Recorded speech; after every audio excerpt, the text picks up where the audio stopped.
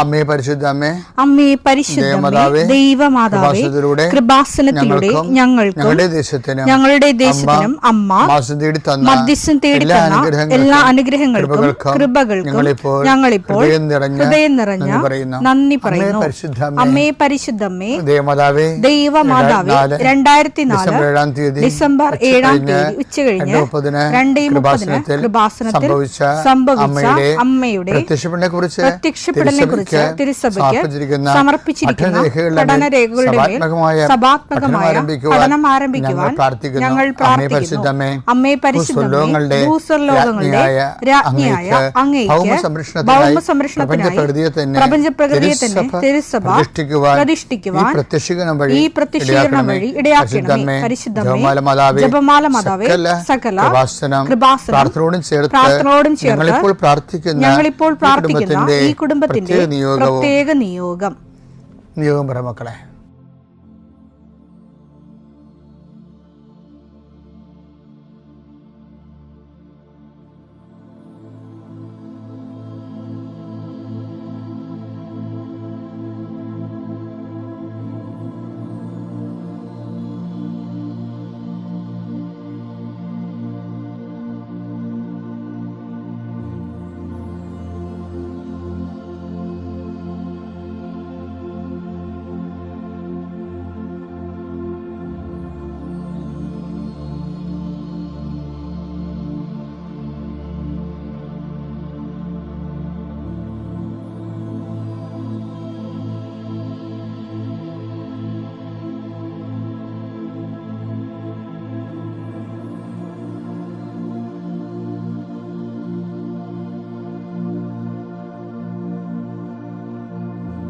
അമ്മയുടെ പ്രത്യക്ഷീകരണത്തിന്റെ ഈ അനുഗ്രഹവേളയിൽ ഞങ്ങൾക്ക് സാധിച്ചു തരുവാൻ കനിയണമേ. ആമേൻ. വിശ്വാസ പ്രമാണം.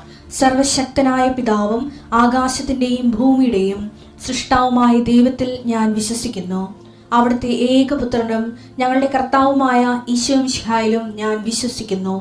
ഈ പുത്രൻ പരിശുദ്ധാത്മാവിനാൽ ഗർഭസ്ഥനായി കന്യകാമറിയത്തിൽ നിന്ന് പിറന്ന് പൊന്തിയോസ് പീലാത്തോസിന്റെ കാലത്ത് പീഡകൾ സഹിച്ച് കുരിശിൽ തറയ്ക്കപ്പെട്ട് മരിച്ച് അടക്കപ്പെട്ട് പാതാളങ്ങളിൽ ഇറങ്ങി മരിച്ചവരുടെ ഇടയിൽ നിന്ന് 3-ാം നാൾ ഉയർത്ത് സ്വർഗത്തിലേക്ക് എഴുന്നള്ളി സർവശക്തിയുള്ള പിതാവായ ദൈവത്തിന്റെ വലതുഭാഗത്തിരിക്കുന്നു. അവിടെ നിന്ന് ജീവിക്കുന്നവരെയും മരിച്ചവരെയും വിധിക്കുവാൻ വരുമെന്നും ഞാൻ വിശ്വസിക്കുന്നു. പരിശുദ്ധാത്മാവിലും ഞാൻ വിശ്വസിക്കുന്നു. വിശുദ്ധ കത്തോലിക്കാ സഭയിലും പുണ്യവാന്മാരുടെ ഐക്യത്തിലും പാപങ്ങളുടെ മോചനത്തിലും ശരീരത്തിന്റെ ഉയർപ്പിലും നിത്യമായ ജീവിതത്തിലും ഞാൻ വിശ്വസിക്കുന്നു. ആമേൻ. സ്വർഗ്ഗസ്ഥനായ ഞങ്ങളുടെ പിതാവേ, അങ്ങയുടെ നാമം പൂജിതമാകണമേ. അങ്ങയുടെ രാജ്യം വരണമേ. അങ്ങയുടെ തിരുമനസ് സ്വർഗത്തിലെ പോലെ ഭൂമിയിലും ആകണമേ. അന്നു വേണ്ടുന്ന ആഹാരം ഇന്ന് ഞങ്ങൾക്ക് തരണമേ. ഞങ്ങളോട് തെറ്റ് ചെയ്യുന്നവരോട് ഞങ്ങൾ ക്ഷമിക്കുന്നത് പോലെ ഞങ്ങളുടെ തെറ്റുകൾ ഞങ്ങളോടും ക്ഷമിക്കണമേ. ഞങ്ങളെ പ്രലോഭനത്തിൽ ഉൾപ്പെടുത്തരുതേ, തിന്മയിൽ ഞങ്ങൾ രക്ഷിക്കണമേ. ആമേൻ. നന്മ നിറഞ്ഞ മറിയമേ, സ്വസ്തി. കർത്താവ് അങ്ങയുടെ കൂടെ സ്ത്രീകളിൽ അങ്ങ് അനുഗ്രഹിക്കപ്പെട്ടവളാകുന്നു. അങ്ങയുടെ ഉദരത്തിൻ ഫലമായി ഈശോ അനുഗ്രഹിക്കപ്പെട്ടവനാകുന്നു. പരിശുദ്ധ മറിയമേ, തമ്പുരാന്റെ അമ്മേ, പാപികളായ ഞങ്ങൾക്ക് വേണ്ടി ഇപ്പോഴും ഞങ്ങളുടെ മരണസമയത്തും തമ്പുരാനോട് അപേക്ഷിക്കണമേ. ആമേൻ. കർത്താവേ, നിന്റെ ഉന്നതമായ നാമത്തിന് സ്തോത്രം ചെയ്യുന്നു. കർത്താവേ, നിന്റെ വിശുദ്ധ പൗരോഹിത്യത്തെ മഹത്വപ്പെടുത്തണമേ. കർത്താവേ, സഭയിലുള്ള സാന്നിധ്യം പ്രകടമാക്കണമേ. 40 വർഷം ഞാൻ അർപ്പിച്ച കൃപാന്റെ യുഗതിയാൽ കൃപാസനത്താരെ ജീവനോടെ പ്രത്യക്ഷപ്പെട്ട മാതാവിന്റെ മധ്യസ്ഥത്താൽ പിതാവിൻ്റെയും പുത്രൻ്റെയും പരിശുദ്ധാത്മാവിൻ്റെ നാമത്തിൽ ഞാൻ നിങ്ങളെ ആശീർവദിക്കുന്നു.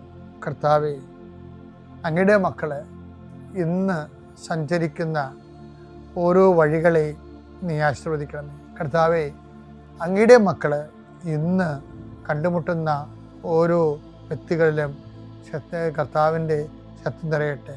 കർത്താവേ, അങ്ങയുടെ മക്കള് ഇന്ന് യാത്ര തിരിക്കുന്ന ലക്ഷ്യം വെക്കുന്ന ഓരോ ലക്ഷ്യങ്ങളും കർത്താവിൻ്റെ നാമത്തിൽ സാധിക്കുകയും അനുഗ്രഹം പ്രാപിക്കുകയും ചെയ്യട്ടെ.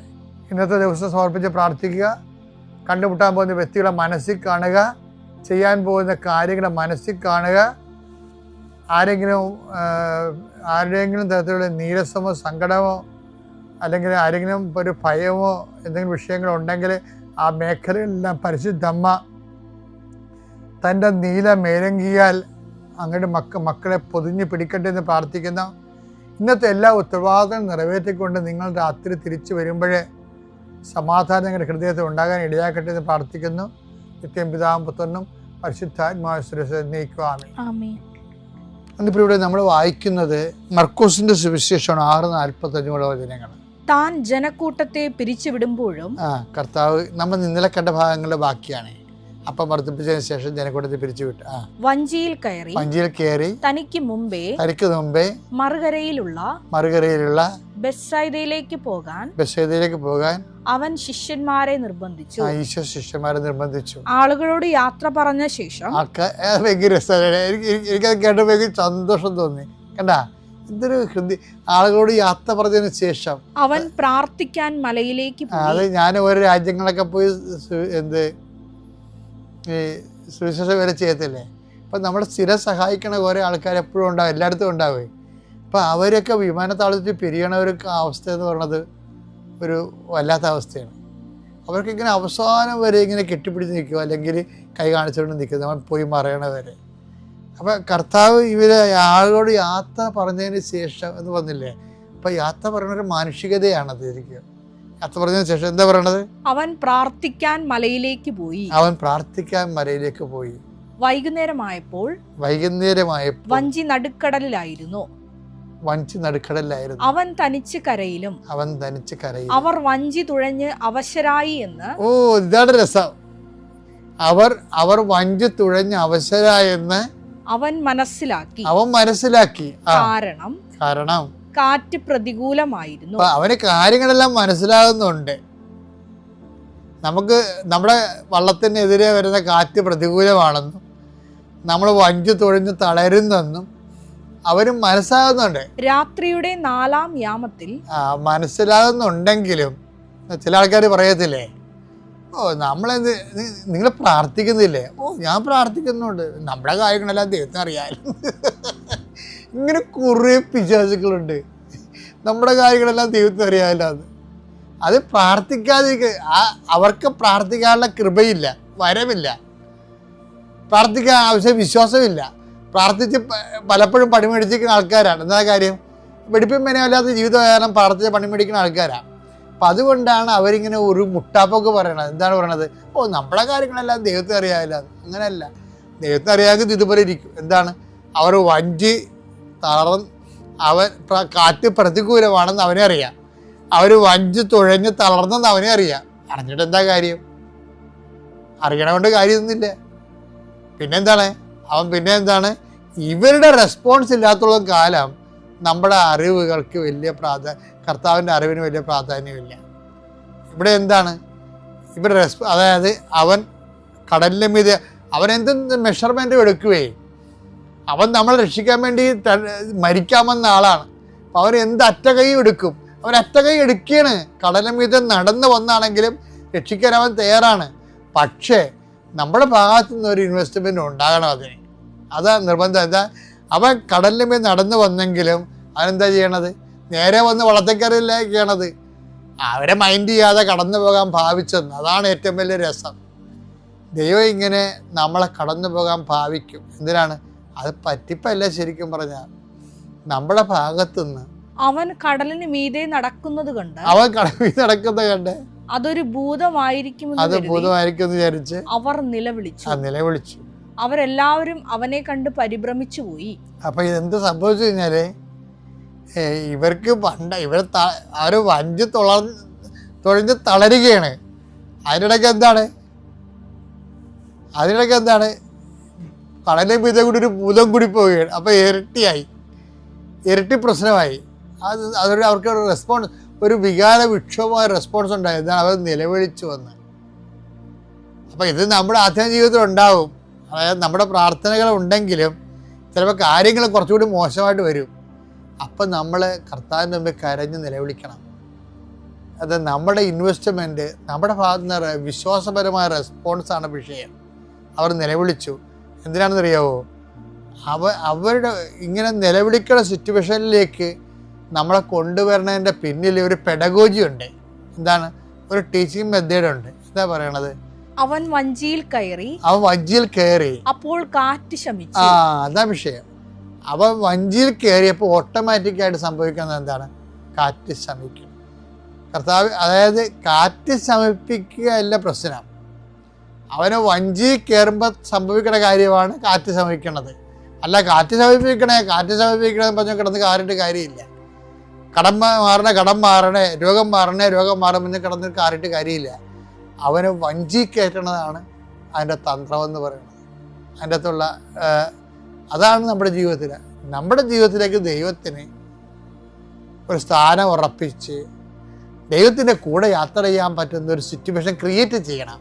അല്ലാതെ കാറ്റാണേ മുങ്ങുകയോ പറഞ്ഞ് കാറുകയോ രോഗമാണേ കടവാണെന്ന് പറഞ്ഞ് പിടക്കുകയൊരു കാര്യമില്ല. ജീവിതത്തിൽ യേശുവിനെ നിൻ്റെ കുടുംബത്തോണി കയറ്റാൻ വേണ്ടി നോക്കുക. അതാണ് ഉടമ്പടിയുടെ ഏറ്റവും വലിയ വിജയമെന്ന് പറയുന്നത്. അമ്മ മാതാവിനെ ഈശോയ്ക്കും ആദ്യം തന്നെ ഞാൻ നന്ദി സമർപ്പിക്കുന്നു. എൻ്റെ പേര് ഷീബ സിബി. ഇത് എൻ്റെ ഹസ്ബൻഡ് സിബി സേവ്യർ. ഞാൻ ഉടമ്പടി എടുത്തത് 2021 ഒക്ടോബർ 17-ാം തീയതിയാണ് ഉടമ്പടി എടുക്കുന്നത്. ഞങ്ങൾ കട്ടപ്പനയ്ക്കടുത്തുള്ള കാഞ്ചാർ സെൻറ്റ് മേരീസ് ഇടവകാംഗങ്ങളാണ്. ഞാൻ ഇപ്പോൾ 12 പുതുക്കി 13-ാമത്തെയാണ് ഇനി എനിക്ക് പുതുക്കാനുള്ളത്. ഞാൻ ഇതിനിടയ്ക്ക് 5 പ്രാവശ്യം ഞാൻ അൾത്താരയിൽ കയറി 6-7 സാക്ഷ്യങ്ങൾ വീതം പറഞ്ഞിട്ടുണ്ട്. അപ്പം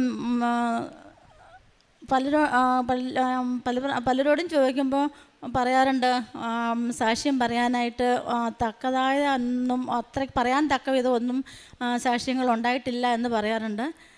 ഞാൻ പറയുന്നത്, നിങ്ങൾ ഓരോരുത്തരോടും എനിക്ക് പറയാനുള്ളത്, നിങ്ങൾ ഒരു കുഞ്ഞ് സാക്ഷ്യം കിട്ടിയാൽ പോലും അത് പറയാൻ വേണ്ടി ശ്രമിക്കുക. പറയിപ്പിച്ചില്ലെങ്കിൽ പോലും എഴുതി കൊടുക്കാനെങ്കിലും നിങ്ങൾ ശ്രമിക്കണം. കാരണം ഈ മണ്ണിൽ ചവിട്ടുന്ന ഒരു വ്യക്തി പോലും, അത് ക്രൈസ്തവനോ അക്രൈസ്തവനോ നിരീശ്വരവാദി ആയെങ്കിൽ പോലും, ഈ ഗേറ്റിനടക്കത്ത് കടന്നിട്ടുണ്ടെങ്കിൽ ഉറപ്പായിട്ടും അമ്മ മാതാവ് അനുഗ്രഹം തരാതെ വിടുകയല്ല. അത് എൻ്റെ അനുഭവത്തിൽ നിന്ന് 100% ഞാൻ പറയുകയാണ്. അതുകൊണ്ട് ഓരോരുത്തരും അനുഗ്രഹങ്ങളുള്ളത് പറയാതിരിക്കരുത്, അത് പറയണം. പിന്നെ ഓരോ ആരാധനയും ഒരു ആരാധന പോലും നിങ്ങൾ മുടക്കാൻ പാടില്ല.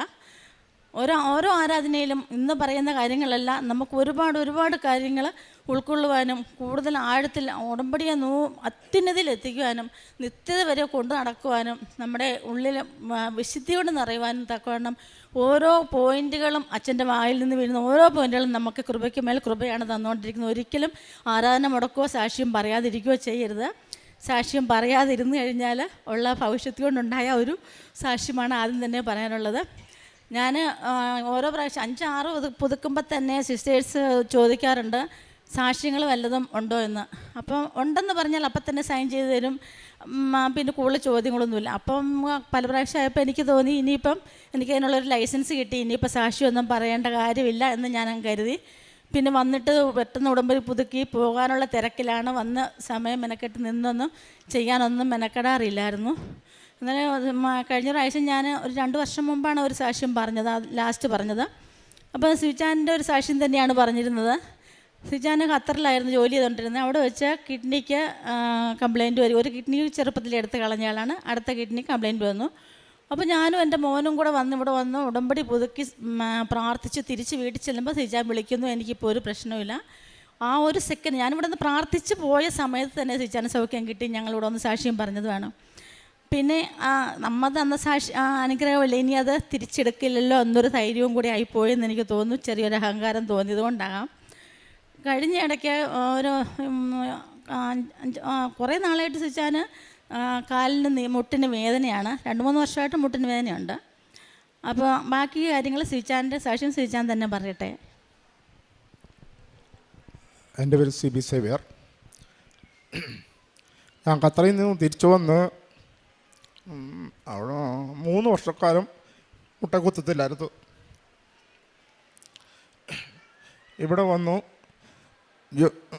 ശിവ അച്ഛൻ്റെ അടുത്ത് കാണാൻ വേണ്ടി പേപ്പർ മേടിച്ചു. അച്ഛൻ എന്നെ ചേർത്ത്. അപ്പോൾ എനിക്കിവിടെ വന്ന് മുട്ട കുത്തി നിൽക്കത്തില്ലായിരുന്നു. ഒരു കുത്തി മുട്ട നിന്നു. ഉടനെ സിസ്റ്റർ പറഞ്ഞു പത്രം വേണമെന്ന് പറഞ്ഞു. ഉടനെ ഇവിടെ കൊണ്ട് പത്രം കൊണ്ട് തന്നു. അവിടെ മുട്ടയെ കുത്തി നിന്നു. ഉടനെ അച്ഛൻ പറഞ്ഞ് എഴുന്നേറ്റ് ഞാൻ പറഞ്ഞു. അച്ഛൻ അച്ഛൻ എന്നെ ഇങ്ങനെ ചേർത്ത് നിർത്തി കുരിശ് രൂപ എൻ്റെ കയ്യിൽ തന്നു. ഷർട്ടും ബനിയനും പൊക്കിയിട്ട് പുറത്ത് കുരിശ് വരച്ചു, തൈലം തൊട്ട് കുരിശ് വരച്ചു. അതിനുശേഷം ഇതുവരെ എനിക്കൊരു കുഴപ്പമുണ്ടായിട്ടില്ല. ഞാൻ ഇപ്പം ഒരു ബസ് ഓടിക്കുന്നുണ്ട്, സ്കൂൾ ബസ്. ഒരു 6 മാസമായിട്ട് ഒരു ഓട്ടോറിക്ഷയും ഓടിക്കുന്നുണ്ട്. ഞങ്ങൾ കട്ടപ്പനയിൽ നിന്ന് ഓട്ടോറിക്ഷയിലാണ് ഇവിടെ വന്നിരിക്കുന്നത്. ബാക്കി ഷിബ പറയും. ഇപ്പോൾ 3 വർഷമായിട്ട് മുട്ടിന് വേദന, ഭയങ്കര മുട്ടിന് വേദനയാണ്, ഭയങ്കരമായിട്ട് നീരാത്. അപ്പോൾ വിളിക്കുമ്പോൾ ഞങ്ങളോട് രോഗമുള്ളതായിട്ടൊന്നും പറയാറില്ല. വീഡിയോ കോൾ വിളിച്ചാലും എല്ലാ ദിവസവും 2-3 പ്രാവശ്യം വിളിക്കും. വീഡിയോ കോൾ വിളിക്കുമ്പോൾ നമ്മൾ മുഖം മാത്രമേ കാണുന്നുള്ളൂ, ശരീരം കാണുന്നില്ല. അപ്പോൾ ഇവിടെ നിന്ന് പോകുമ്പോൾ 84 കിലോ തൂക്കമുള്ള ആൾ അവിടെ ചെന്ന് കഴിഞ്ഞപ്പം 98 കിലോ തൂക്കമായി. അപ്പോൾ ഡോക്ടർ പറയും, ചെല്ലുമ്പോഴൊക്കെ ഡോക്ടർ പറയുന്നത് മുട്ടിന് വേദന വെയിറ്റ് കൂടിയിട്ട് വെയിറ്റ് കുറയ്ക്കാൻ പറയും. അപ്പോൾ സിജാൻ പരമാവധി ഭക്ഷണം കുറയ്ക്കാൻ തുടങ്ങി. ഒരു നേരം ഭക്ഷണം കഴിക്കാൻ തുടങ്ങി. എന്നിട്ടും വെയിറ്റ് കൂടുന്നല്ലാതെ കുറയുന്നില്ല. എന്നിട്ട് ഡോക്ടർ അവസാനം പറഞ്ഞതിന് വേറെ ഇനിയും പ്രത്യേകിച്ച് മരുന്നൊന്നും, വെയിറ്റ് കുറച്ചാൽ മാത്രമേ ഇനി രക്ഷപ്പെടുത്തുള്ളൂ, വേറെ ഒരു രോഗങ്ങളൊന്നും അല്ല സ്ഥിതിക്കുന്നത്. അങ്ങനെ ഇരുന്നപ്പോഴാണ് 60 വയസ്സായപ്പോൾ അവിടുന്ന് റിട്ടയർഡായി. അവിടുന്ന് തിരിച്ചു പോന്നു. ഇവിടെ വന്നു കഴിഞ്ഞിട്ടും ഞാൻ പല പ്രാവശ്യം ഇങ്ങനെ സാക്ഷ്യം പറഞ്ഞാലും എൻ്റെ കുടുംബത്തിലുള്ള ഒരു നാട്ടുകാരോ പോലും അത് 100% ശരിയാണോ എന്ന് സംശയിക്കുന്ന പലരും അതിലുണ്ടായിരുന്നു. സിജാൻ ഇങ്ങനത്തെ അവസ്ഥയിൽ കാണാതെ തന്നെ ഞാൻ പറയുന്ന കാര്യങ്ങൾ മാത്രമല്ല കേൾക്കുന്നുള്ളൂ. അങ്ങനെ അപ്പോൾ സിജാൻ വന്നു കഴിഞ്ഞപ്പോൾ ഞങ്ങൾ ഒരു ഫാമിലി പ്രോഗ്രാമുമായിട്ട് എൻ്റെ വീട്ടിലുള്ള എല്ലാവരും കൂടി ഒരു ട്രിപ്പ് പ്ലാൻ ചെയ്തു. അന്നേരം കണ്ട മുഴുവൻ പേരും പറഞ്ഞു, സിബിക്ക് എന്തോ പ്രശ്നമുണ്ട്, സിബി ഒന്ന് ടെസ്റ്റ് ചെയ്യണം. അപ്പം അമ്മ തന്ന അനുഗ്രഹം തിരിച്ചു പോവുമല്ലോ, അപ്പോൾ കിഡ്നിക്ക് ഒരു പ്രശ്നമൊന്നും ഞങ്ങൾ ചിന്തിക്കുന്നേ ഇല്ല. അപ്പോൾ അവൻ പറഞ്ഞു കിഡ്നിക്ക് കുഴപ്പമുണ്ടായിരുന്ന ആളല്ലേ, ഒന്ന് പോയി ചെക്ക് ചെയ്തേക്കാൻ പറഞ്ഞു. ഞങ്ങൾ അത്ര സീരിയസ് ആയിട്ട് എടുത്തില്ല. പിറ്റേ ആഴ്ച ഞങ്ങൾ വേളാങ്കണ്ണിക്ക് സിജാൻ്റെ വീട്ടിൽ നിന്ന് എല്ലാവരും ട്രിപ്പ് പോയി. അവിടെ എല്ലാവരും ഉണ്ടായിരുന്നു. എല്ലാവരും പറയുന്നത് സിബി നീ ഒന്ന് പോയി ടെസ്റ്റ് ചെയ്യുക. അപ്പോഴും ഞങ്ങൾ പറഞ്ഞു മാതാവ് തന്ന അനുഗ്രഹത്തെ പരീക്ഷിക്കണോ എന്ന് ഓർത്തു. എല്ലാവരും നിർബന്ധിച്ചപ്പോൾ ഞങ്ങൾ എന്തായാലും വെറുതെ പോയി ടെസ്റ്റ് ചെയ്തപ്പം ഒരു കിഡ്നി ചെറുപ്പത്തിൽ പോയതാണെന്ന് ഞാൻ പറഞ്ഞല്ലോ, 2ാമത്തെ കിഡ്നി ഫെയിലിയറായി. അപ്പോൾ ഞങ്ങൾ ഡോക്ടറെ കോട്ടയം മെഡിക്കൽ കോളേജിൽ റിട്ടയർഡ് പ്രൊഫസറായിരുന്ന ഒരു ഡോക്ടറെ പോയി, പുള്ളി ഇപ്പോൾ കാർദാസിൽ വർക്ക് ചെയ്യുന്നു. പുള്ളിയെ വിളിച്ചു ബുക്ക് ചെയ്തു. അപ്പോൾ 2:30 ഒരു തിങ്കളാഴ്ച ദിവസം 2:30 ആകുമ്പോഴത്തേനും വരാൻ പറഞ്ഞു.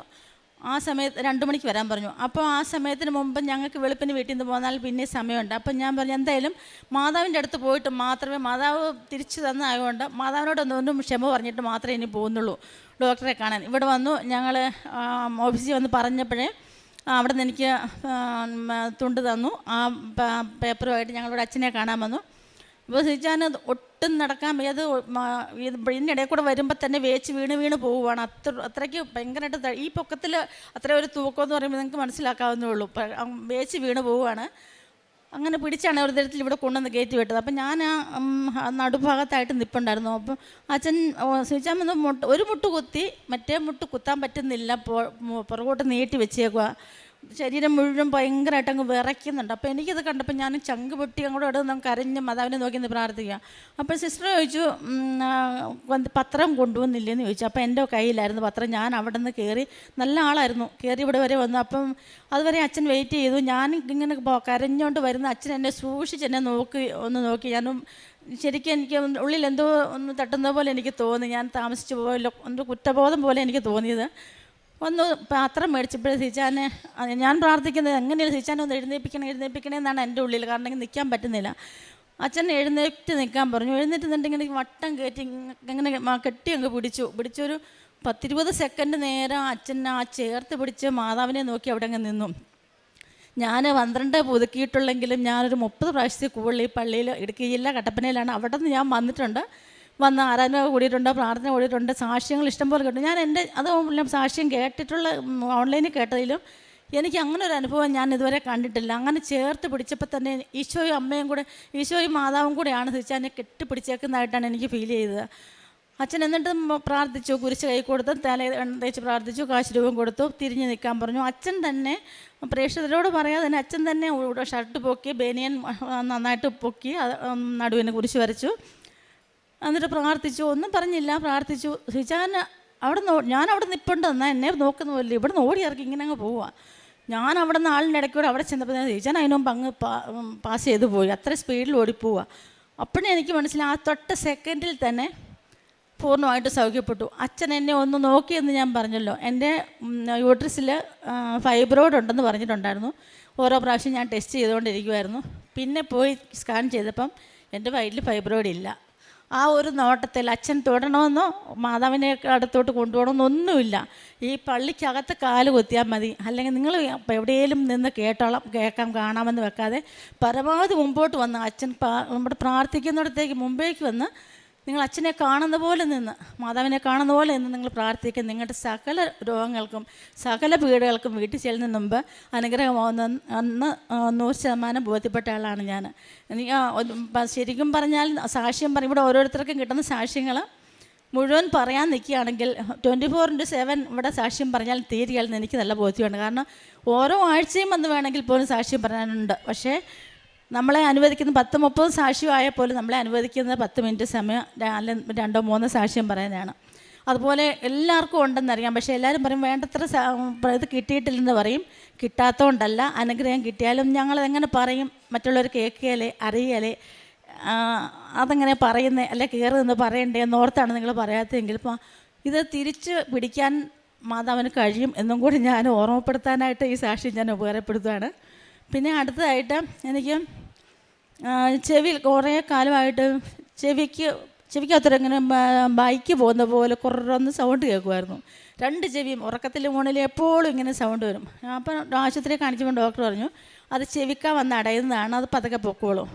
കുറേ കാലം കഴിഞ്ഞപ്പോൾ അതൊരു മുഴക്കമായി. പിന്നെ എനിക്ക് ചെവി കേൾവി കുറവായി, നന്നായിട്ട് കേൾക്കത്തില്ല. പല പ്രാവശ്യം ചെവി കൂർപ്പിച്ചാലേ ഓരോന്നും കേൾക്കാൻ പറ്റുന്നുള്ളൂ. അങ്ങനെ ആയപ്പോഴത്തേന് ഞാനെന്നിട്ട് ബഡ്സ് എടുത്ത് അതേൽ മാതാവിൻ്റെ എണ്ണ എടുത്ത് ചെവി കൂടെ തൂക്കും.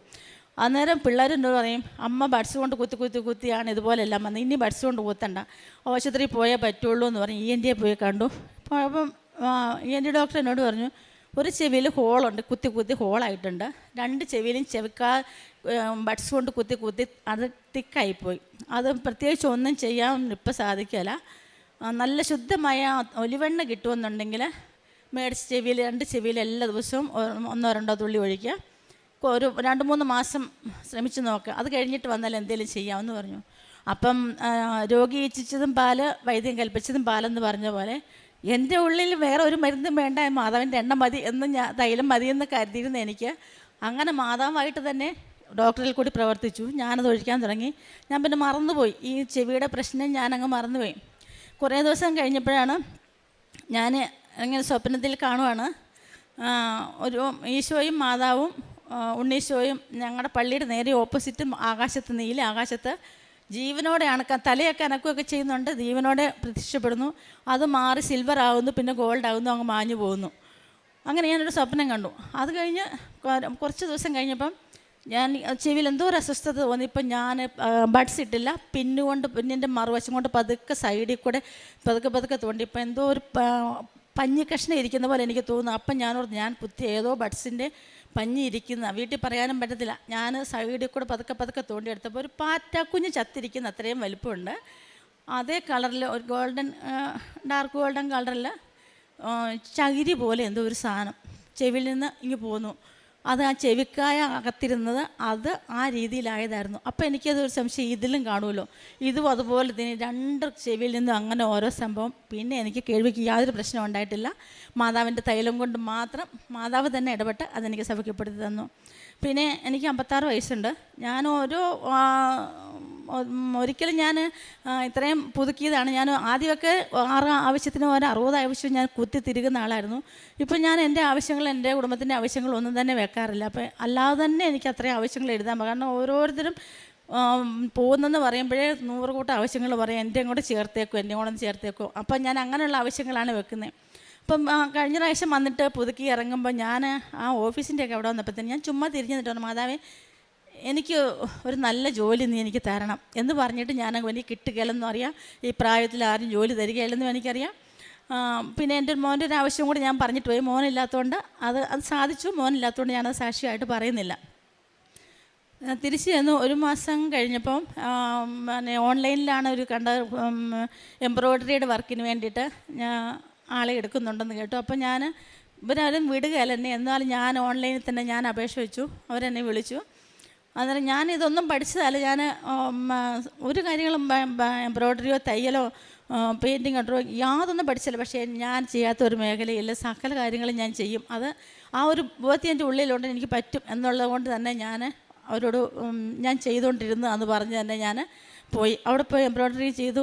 ഒരാഴ്ച ചെയ്തപ്പോഴത്തേനും അവർ പറഞ്ഞു, ഇതുവരെ ഇവിടെ ആരും ഇതുപോലെ ചെയ്തിട്ടില്ല, അത്രയ്ക്കും പെർഫെക്റ്റായിട്ട് തന്നെ ഷീബ ചെയ്തു എന്ന് പറഞ്ഞു. എന്നെ ക്ഷയിക്കാനൊക്കെ തന്നു. പിറ്റേ ദിവസം എന്നോട് പറഞ്ഞു, ഷീബ ഇങ്ങനെ ഇരിക്കേണ്ട ആളല്ല, ഞങ്ങൾക്കിവിടെ അസിസ്റ്റൻറ്റ് മാനേജർ പോസ്റ്റിലേക്ക് ഒരു ഒഴിവുണ്ട്, ഇത്രയും കഴിവുള്ള ഒരാളെ ഇങ്ങനെ കുത്തിപ്പിടിച്ചിരുത്താൻ പറ്റത്തില്ല, അതിന് ചെയ്യാൻ താല്പര്യമുണ്ടോ എന്ന് ചോദിച്ചു. പറ്റുമോ എന്ന് ചോദിച്ചു. ഞാൻ അതുതന്നെയാണ് 2019 വരെയും കൊറോണ കാലം വരെയും ഞാൻ ചെയ്തുകൊണ്ടിരുന്നത്. പല സ്ഥാപനത്തിലും മാനേജർ പോസ്റ്റിലാണ് ജോലി ചെയ്തുകൊണ്ടിരുന്നത്. പിന്നെ സ്വന്തമായിട്ട് സ്ഥാപനം നടത്തുമായിരുന്നു. അതുകൊണ്ട് എനിക്ക് അതിനൊരു പ്രശ്നം തോന്നിയില്ല. ഞാൻ സമ്മതിച്ചു. പിറ്റേ ദിവസം തൊട്ട് എന്നെ അസിസ്റ്റൻറ്റ് മാനേജർ പോസ്റ്റിലേക്ക് എന്നെ നിയമിച്ചു. നല്ലൊരു സാലറിയോടെ, നല്ല എൻ്റെ ഒരു ചേച്ചിയെപ്പോലെ ഒരു നല്ല അവിടെ അറിയപ്പെടുന്ന ഒരു നല്ല കമ്പനിയിലേക്കാണ് എനിക്ക് ജോലി കിട്ടിയത്. നല്ലൊരു മാഡം, എൻ്റെ ചേച്ചിയെപ്പോലെ ഒരു മാഡവും, എൻ്റെ ചേച്ചിയും എൻ്റെ കൂടപ്പിറപ്പുകളെയും എൻ്റെ മക്കളെയും പോലെ കുറേ നല്ല സ്റ്റാഫുകളും എന്നെ അത്രമേൽ സ്നേഹിക്കുകയും കരുതുകയും ചെയ്യുന്ന ഒരു നല്ല കൂട്ടായ്മയിലേക്ക്, ഒരു വീട്ടിലേക്കെന്ന് പറഞ്ഞ പോലെ എനിക്ക് അവിടെ ജോലിക്ക് പോകാനും സാധിക്കുന്നുണ്ട്. അതടുത്ത സാക്ഷ്യം. പിന്നെ അങ്ങനെ ഇരിക്കുമ്പോഴാണ് എനിക്ക് ബെർത്തോൾ സിസ്റ്റ് എന്ന് പറഞ്ഞ ഒരു രോഗം ഉണ്ടാകുന്നു. അത് ശരിക്കും 2-3 ദിവസവും ഭയങ്കര വേദനയും ആയിട്ട് ഒരു രക്ഷയില്ലാതെ വന്നപ്പോൾ സാധാരണ ഞാൻ അങ്ങനെ ഹോസ്പിറ്റലൊന്നും അങ്ങനെ പോകുന്ന ആളല്ല. അന്നേരം അങ്ങനെ വന്നപ്പോൾ ഞാനത് കൊണ്ടുപോയി കാണിക്കാനായിട്ട് താലൂക്ക് ഹോസ്പിറ്റലിലേക്ക് പോകാൻ ഇറങ്ങിയതാണ്. വഴി ചെന്നപ്പോൾ എനിക്ക് ഒട്ടും സഹിക്കാൻ വയ്യാത്ത വേദനയായി. അവിടെ ഒരു വലിയ പ്രൈവറ്റ് ഹോസ്പിറ്റലിലേക്ക് അവിടെ കൊണ്ടുപോയി അത്യാഹിതത്തിൽ കയറ്റി. അവിടുന്ന് ചീട്ടെടുക്കാൻ, അപ്പം ഈ ഓപ്പറേഷൻ ചെയ്തേ അത് മാറുള്ളൂ. ഓപ്പറേഷൻ ചെയ്യേണ്ടത് സർജനാണ്. അതുകൊണ്ട് സർജന് ചീട്ടെടുക്കാൻ ഞങ്ങൾ വെച്ചു. പക്ഷേ അവർ ചീട്ട് തന്നത് ഗൈനക്കോളജിക്കായിരുന്നു ചീട്ട് തന്നത്. ഗൈനക്കോളജി ഡോക്ടർ വന്ന് കണ്ടിട്ട് അന്നേരം പറഞ്ഞു, എല്ലാം ഓപ്പറേഷനുകളെല്ലാം ചെയ്യാൻ പറഞ്ഞു. നിമിഷ നേരം കൊണ്ട് എക്സ്റേയും സ്കാൻ പിന്നെ ECG എടുത്തു, സകല ടെസ്റ്റുകളും നടത്തി, എല്ലാം ചെയ്തു. എല്ലാം മുരിയെല്ലാം മാരിക്കെട്ടി എല്ലാം ചെയ്തു. എന്നെ ഒരുക്കി കിടത്തി. അത് കഴിഞ്ഞേച്ച് വേറെ 2 ഡോക്ടേഴ്സിനെ കൂടെ കൂട്ടിക്കൊണ്ട് വന്നേച്ച് കാണിച്ചു. ഇത് സാധാരണ ബെർത്തോൾ സിസ്റ്റ് അല്ല, ഇത് വെറൈറ്റിയാണ്. ഞാൻ 35 വർഷമായി ഞാൻ മെഡിക്കൽ ഫീൽഡിൽ. ഈ ഒരു രോഗം ഞാൻ ആദ്യമായിട്ടാണ് കാണുന്നത്. അതായത് മലദ്വാരത്തിൻ്റെ ഏലസിനോട് ചേർന്നാണ് ഈ സിസ്റ്റ് കാണുന്നത്. അത് ഓപ്പറേറ്റ് ചെയ്യണമെങ്കിൽ ഇച്ചിരി റിസ്ക് പിടിച്ച പരിപാടിയാണ്. അത് ചെയ്ത് എടുക്കണേ വലിയ ബുദ്ധിമുട്ടാണ്. അതുകൊണ്ട് തന്നെ ഡോക്ടേഴ്സ് 3 പേരോട് ചർച്ച ചെയ്ത് അവസാനം പറഞ്ഞു, അത് ഫോമിലെത്തിയിട്ടില്ല, അത് ഫോമായിട്ടില്ല, ഇനി 2-3 ദിവസം കൂടെ നോക്കാം, അതിപ്പം ചൊങ്ങിപ്പോകുന്നെങ്കിൽ പോട്ടെ, അല്ലെ പൊട്ടിപ്പോട്ടെ. ഞാനപ്പോൾ പറയുന്നുണ്ട്, ഡോക്ടറെ എനിക്ക് സഹിക്കാം, ഇഞ്ചക്ഷൻ എടുത്തു ഗുളിക തരുന്നു, എനിക്ക് സഹിക്കാൻ പറ്റാത്തത്ര വേദനയാണ്, എനിക്ക് പറ്റത്തില്ല, എനിക്ക് ഉറങ്ങാൻ പറ്റുന്നില്ല, കിടക്കാൻ പറ്റുന്നില്ല, ഇരിക്കാൻ പറ്റുന്നില്ല, ഒന്നും പറ്റുന്നില്ല, ഭക്ഷണം പോലും കഴിക്കാൻ പറ്റുന്നില്ല. ഡോക്ടേഴ്സ് ഇത് കേൾക്കുന്നു പോകുന്നു എന്നല്ലാതെ ഒരു രക്ഷയില്ല. അവിടെ അഡ്മിറ്റാക്കി. അവസാനം ഇങ്ങനെ ഒരു രക്ഷയില്ലെന്ന് പറഞ്ഞപ്പോൾ എന്നോട് പറഞ്ഞു, അങ്ങനെയാണെങ്കിൽ നാളെ അനസ്തേഷ്യ തന്നൊന്ന് നോക്കാം, ശ്രമിക്കാവുന്നേ ഉള്ളൂ, തീരുമാനമല്ല എന്ന് പറഞ്ഞു. ഒരു 10 മണിയൊക്കെ കഴിയുമ്പോൾ ഞാൻ വരാമെന്ന് പറഞ്ഞു പോയി. അന്ന് രാത്രി ഞാൻ മാതാവിനോട് പറഞ്ഞു, മാതാവേ, എനിക്ക് ആരും എന്നെ മനസ്സിലാക്കുന്നില്ല, എനിക്ക് കൂടെ നിൽക്കാനായിട്ട് ഓപ്പറേഷൻ വേണ്ടി വന്നാലും കൂടെ നിൽക്കാൻ ആളില്ല. മോളെ കെട്ടിച്ച് മോള് മസ്കറിൽ ഫാമിലിയായിട്ട് ഒരു കുഞ്ഞു കൊച്ചുണ്ട്, 2ാമത്തെ പ്രഗ്നൻ്റാണ്. അവൾ വരാമെന്ന് വെച്ചാലും കൂടെ നിൽക്കാൻ പറ്റത്തില്ല. മരുമോളുണ്ട്, മരുമോൾ എപ്പോഴും എന്തിനും എൻ്റെ കൂടെ എന്നെ സഹായിക്കാൻ എൻ്റെ കൂടെ നിൽക്കാൻ തയ്യാറാണ്. അവൾക്ക് 7 മാസമായ ഒരു കൊച്ചുമുണ്ട്, 5 വയസ്സുള്ള സ്കൂളിൽ പോകുന്നൊരു കൊച്ചുമുണ്ട്. അവൾ വന്ന് നിന്നിട്ടും ഒരു കാര്യവുമില്ല. അപ്പോൾ ഞാൻ ശ്രീചാനാണ് സ്കൂൾ ബസ് ഓടിക്കുന്നതുകൊണ്ട് ഒരു ഡ്രൈവർമാരെ പോലും ആ ഒരു ദിവസം കിട്ടി, പിറ്റേ ദിവസം തൊട്ട് അവർക്ക് ആർക്കും സമയമില്ല, ഒരു മനുഷ്യനും വരുന്നില്ല. സാധാരണ ആരെയും പിടിച്ച് സ്കൂൾ ബസ്സിൽ ഏൽപ്പിക്കാനും പറ്റില്ല, അത്രയ്ക്ക് എക്സ്പീരിയൻസ് ഉള്ള, അതുപോലെ അവർക്കൂടെ ഇഷ്ടപ്പെടുന്ന ഒരാൾ തന്നെ വേണം, പറ്റുന്നില്ല. അപ്പോൾ ശ്രീചാൻ വിഷമിക്കുന്നു, ഞാനും വിഷമിക്കുന്നു, മക്കളെല്ലാം സങ്കടപ്പെടുന്നു, എന്ത് ചെയ്യണമെന്ന് അറിയത്തില്ല, കൂടെ നിൽക്കാൻ ആളില്ല. അച്ഛൻ പലപ്പോഴും ഇവിടെ പറഞ്ഞ് കേട്ടിട്ടുള്ളതാണ്, കൂടെ നിൽക്കാൻ ആളില്ലാതെ വിഷമിക്കുന്നവർ, ചികിത്സിക്കാൻ കാശില്ലാതെ വിഷമിക്കുന്നവർ, അങ്ങനെയൊക്കെ പറഞ്ഞിട്ട്. അപ്പം ഞാൻ ഓർത്ത് ഇതെല്ലാം ഓരോ ആരാധനയിൽ പറയുന്ന കാര്യങ്ങളല്ല, അതെല്ലാം എൻ്റെ മനസ്സിലേക്ക് മുന്നു പറഞ്ഞു. അപ്പോൾ ഞാൻ മാതാവിനോട് പറഞ്ഞു, എൻ്റെ മാതാവേ, എനിക്ക് സഹായിക്കാൻ ആരുമില്ല, നീ മാത്രമേ ഉള്ളൂ എൻ്റെ കൂടെ നിൽക്കാനും എന്നെ ശുശ്രൂഷിക്കാനും കാശ് മുടക്കാനും എല്ലാത്തിനും നീയും ഈശോയും മാത്രമേ ഉള്ളൂ, വേറെ ആരും എനിക്കില്ല. അതുമല്ല, ഞാൻ വേറെ ഒരു കാര്യത്തിന് ഞാൻ ആരെയും ശല്യപ്പെടുത്താൻ പോകാറില്ല, ഒരു കാര്യത്തിനും കൂടപ്പിറപ്പുകളെയോ ആരെയും തന്നെ ഒരാവശ്യത്തിന് ഞാൻ അങ്ങനെ ആരെങ്കിലുമൊക്കെ വിളിച്ചാൽ ചിലപ്പോൾ വന്ന് നിൽക്കുമായിരിക്കും. ഞാൻ വിളിക്കാറില്ല. ആരുടെ ഏതാവശ്യം കണ്ടാലും ഞാൻ ഓടിയെത്താറുണ്ട്. ഇന്നാരെന്നില്ല, നാട്ടുകാരുടെ ആണെങ്കിൽ പോലും ആവശ്യം തോന്നി ഞാൻ ഓടിച്ചെല്ലാം എന്നെക്കൊണ്ട് പറ്റുന്നതൊക്കെ ചെയ്യാറുണ്ട്. പക്ഷെ ഞാൻ ആരെയും അങ്ങനെ ബുദ്ധിമുട്ടിക്കാറില്ല. അതുകൊണ്ടാണോ എന്നറിയത്തില്ല. അതുകൊണ്ട് എന്ത് ഞാൻ പറഞ്ഞു, തമ്പുരാൻ പറഞ്ഞതുപോലെ ഞാൻ പറഞ്ഞു, ഈശോ പറഞ്ഞ പോലെ എൻ്റെ ഈശോയെ കഴിയുമെങ്കിൽ ഈ പാനപാത്രം എന്നിൽ നിന്ന് എടുത്തു മാറ്റണം, എങ്കിലും എൻ്റെ ഹിതമല്ല അങ്ങയുടെ ഹിതം നിറവേറട്ടെ, എനിക്ക് വേറെ മാർഗ്ഗമൊന്നുമില്ല. അതുകൊണ്ടാണ് ഞാൻ പറഞ്ഞത്. ഇപ്പം എനിക്ക് എൻ്റെ ഹസ്ബൻഡിനെയോ മക്കളെയോ ബുദ്ധിമുട്ടിക്കുകയോ കാശ് മുടക്കുകയോ ചെയ്യുന്നതിന് എനിക്ക് ഒരു താല്പര്യമില്ല. ഇനി എൻ്റെ പ്രാരാബ്ദങ്ങളെല്ലാം കഴിഞ്ഞു, എനിക്കിനി ജീവിക്കണം അങ്ങനെ ഒരു ഒന്നുമില്ല. നിൻ്റെ ഇഷ്ടം, ഞാൻ ഇങ്ങനെ വേദന തിന്നണമെന്നാണെങ്കിൽ അങ്ങനെ ആയിക്കോട്ടെ, എന്നെ അങ്ങോട്ട് വിളിക്കണമെന്നാണെങ്കിൽ ഒരു നിമിഷം കൊണ്ട് എന്നെ വിളിച്ചോണം, എന്നെ കിടത്തി നിറയിപ്പിച്ച് മറ്റുള്ളവർക്ക് ബുദ്ധിമുട്ടാകാനിടയാകില്ല. അപ്പോൾ ഒരു നിമിഷം കൊണ്ട് മാതാവിൻ്റെ കയ്യിലേക്ക് എന്നെ കൊണ്ടുപോകണം, അല്ലാതെ എന്നെ വിളിക്കുകയും വേണ്ട എന്ന് പറഞ്ഞിട്ടാണ് ഞാൻ കിടന്ന്. ഞാൻ പറഞ്ഞു, എനിക്ക് ഇന്ന് രാത്രി ഒരു ദിവസം ഞാൻ തരാം മാതാവ്. ഞാൻ മുഖാന്തരം ഒരുപാട് പേർക്ക് മരണത്തിൽ നിന്ന് പോലും രക്ഷപ്പെട്ട അനുഭവങ്ങളുണ്ടായിട്ടുണ്ട്. വെന്റിലേറ്ററിൽ നിന്ന് രക്ഷപ്പെട്ടിട്ടുണ്ട്. 6 ദിവസം വെന്റിലേറ്റർ ഊരാൻ പരുവത്തിന് പോലും കിടന്നപ്പോഴും ഞാൻ പ്രാർത്ഥിച്ചിട്ട് മാതാവിൻ്റെ തൈലം തൂത്ത് ഞാൻ പ്രാർത്ഥിച്ചു. എൻ്റെ പ്രാർത്ഥനയല്ല, മാതാവിൻ്റെ അനുഗ്രഹം കൊണ്ട്. പിന്നെ മെനഞ്ചൈറ്റീസ് ആയിട്ട് കിടന്ന എൻ്റെ ഒരു ചേച്ചി, അതൊക്കെ അങ്ങ് ഭയങ്കരമായിട്ട് ഞാൻ ഒരുപാട് അനുഗ്രഹങ്ങൾ ഇങ്ങനെ കിട്ടിയിട്ടുള്ള. ഞാൻ മാതാവിൻ്റെ പറഞ്ഞു, മാതാവ് ഇതൊക്കെ എനിക്ക് തന്നിട്ട് എൻ്റെ ഒരു കാര്യത്തിന് ഞാൻ ഇതുവരെ ചോദിച്ചിട്ടില്ല, എന്നെ നീ സഹായിക്കണം. അത് പറഞ്ഞ് എന്നിട്ട് ഞാൻ സ്വിച്ചാനെ വിളിച്ച് പറഞ്ഞു. സ്വിച്ചാനെ ഞാൻ പറഞ്ഞു, ഇനി 6 മണിക്കൂറോടുണ്ട് നേരം വെളുക്കും, 11 മണിയായുള്ള നേരം വെളുത്താലെങ്കിലും നേരം വെളുത്തല്ലോ ഡോക്ടർ വരുമല്ലോ എന്നൊരു സമാധാനമുണ്ട്. നേരം വെളുക്കുമ്പോൾ എൻ്റെ രോഗം പൂർണ്ണമായിട്ട് സൗഖ്യപ്പെടും എന്ന് പറഞ്ഞു. അപ്പോൾ സ്വിച്ചാൻ പറഞ്ഞു, അതാന്ന് വെച്ചു കിടന്നു. ഒന്നും യേശോർണോ പറഞ്ഞില്ല, എന്ന് വെച്ച് കിടന്നു. അപ്പം മാതാവായിട്ട് എന്നെ കൊണ്ട് പറയിപ്പിച്ചതായിരിക്കും, ഒരു തെളിവിന് ആൾ വേണമല്ലോ, അതിനായിരിക്കും. സ്വിച്ചാൻ കിടന്ന് ഉറങ്ങി, എനിക്ക് ഉറങ്ങാൻ പറ്റുന്നില്ല. അപ്പോൾ ഞാനിങ്ങനെ സ്വപ്നം കാണുകയാണ്, ഞാൻ ഈ അൾത്താരയിൽ നിന്ന് സാക്ഷ്യം പറയാം. ഞാനൊരു വയലറ്റ് കളറുള്ള ചുരിദാറിട്ട് ഞാൻ ഈ അൾത്താരയിൽ നിന്ന് സാക്ഷ്യം പറയുകയാണ് എന്ന്. അപ്പോൾ പെട്ടെന്ന് ഞാൻ ഉറക്കം തെളിഞ്ഞു. ആ സെക്കൻഡിൽ എൻ്റെ വേദന പോയി. അപ്പോൾ എൻ്റെ ശരീരത്തിൽ എനിക്ക് അനുഭവപ്പെട്ടു, ആ സംഭവം ഭയങ്കരമായിട്ട് പൊട്ടി ഒഴുകാൻ തുടങ്ങി. ഞാനത് ക്ലീൻ ചെയ്ത് വൃത്തിയാക്കി വെച്ച് തിരിച്ചു വന്നു. ഞാൻ മുറിയിൽ കിടന്ന് ഞാൻ തുള്ളിച്ചാടുക. തലേദിവസം എന്നെ എടുത്ത് വേണമായിരുന്നു കട്ടിലേന്ന് അടുത്ത പിന്നെ കട്ടിലയിലോട്ട് കിടത്തണമെങ്കിൽ എന്നെ എടുത്ത് കിടത്തണം. എനിക്ക് തിരിയാൻ പോലും പറ്റാത്ത അവസ്ഥയിൽ കിടന്ന് ഞാൻ കിടന്ന് തുള്ളിച്ചാടുക. ഞാൻ സിച്ചാനെ വിളിക്കാനല്ല എനിക്ക് തോന്നിയത്, മാതാവേ നന്ദി, ഈശോയെ സ്തുതി, ഇങ്ങനെ ഓർത്ത് ചാടുക. എന്നോട് ചോദിച്ചു, നിനക്ക് എന്നാ പറ്റിയെന്ന് ചോദിച്ചു. ഞാൻ പറഞ്ഞു, എൻ്റെ മാതാവ് വരുമെന്ന് ഞാൻ പറഞ്ഞില്ലേ, മാതാവ് എന്നെ വന്ന് തൊട്ടു.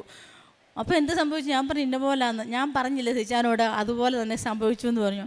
എന്നിട്ട് സിച്ചാൻ പറഞ്ഞു, ഞാൻ പോയി സിസ്റ്ററോട് പറയാം. അത് കഴിഞ്ഞാൽ സിസ്റ്ററോട് പോലും പറഞ്ഞപ്പോൾ സിസ്റ്റർ ഓടി നോക്കി ഓടിപ്പോയി ഡോക്ടറെ വിളിച്ചു. തിരിച്ചു വന്നിട്ട് പറഞ്ഞു, ഡോക്ടർക്ക് ഭയങ്കര സന്തോഷമായി. ഞാൻ ചോദിച്ചു, അതെന്നെ ഓപ്പറേഷൻ നാളെ നടത്താനിരുന്ന ഒരു രോഗം പെട്ടെന്ന് ഡോക്ടർക്ക് ഇങ്ങനെ സന്തോഷമാകുന്ന പൊട്ടിയെ.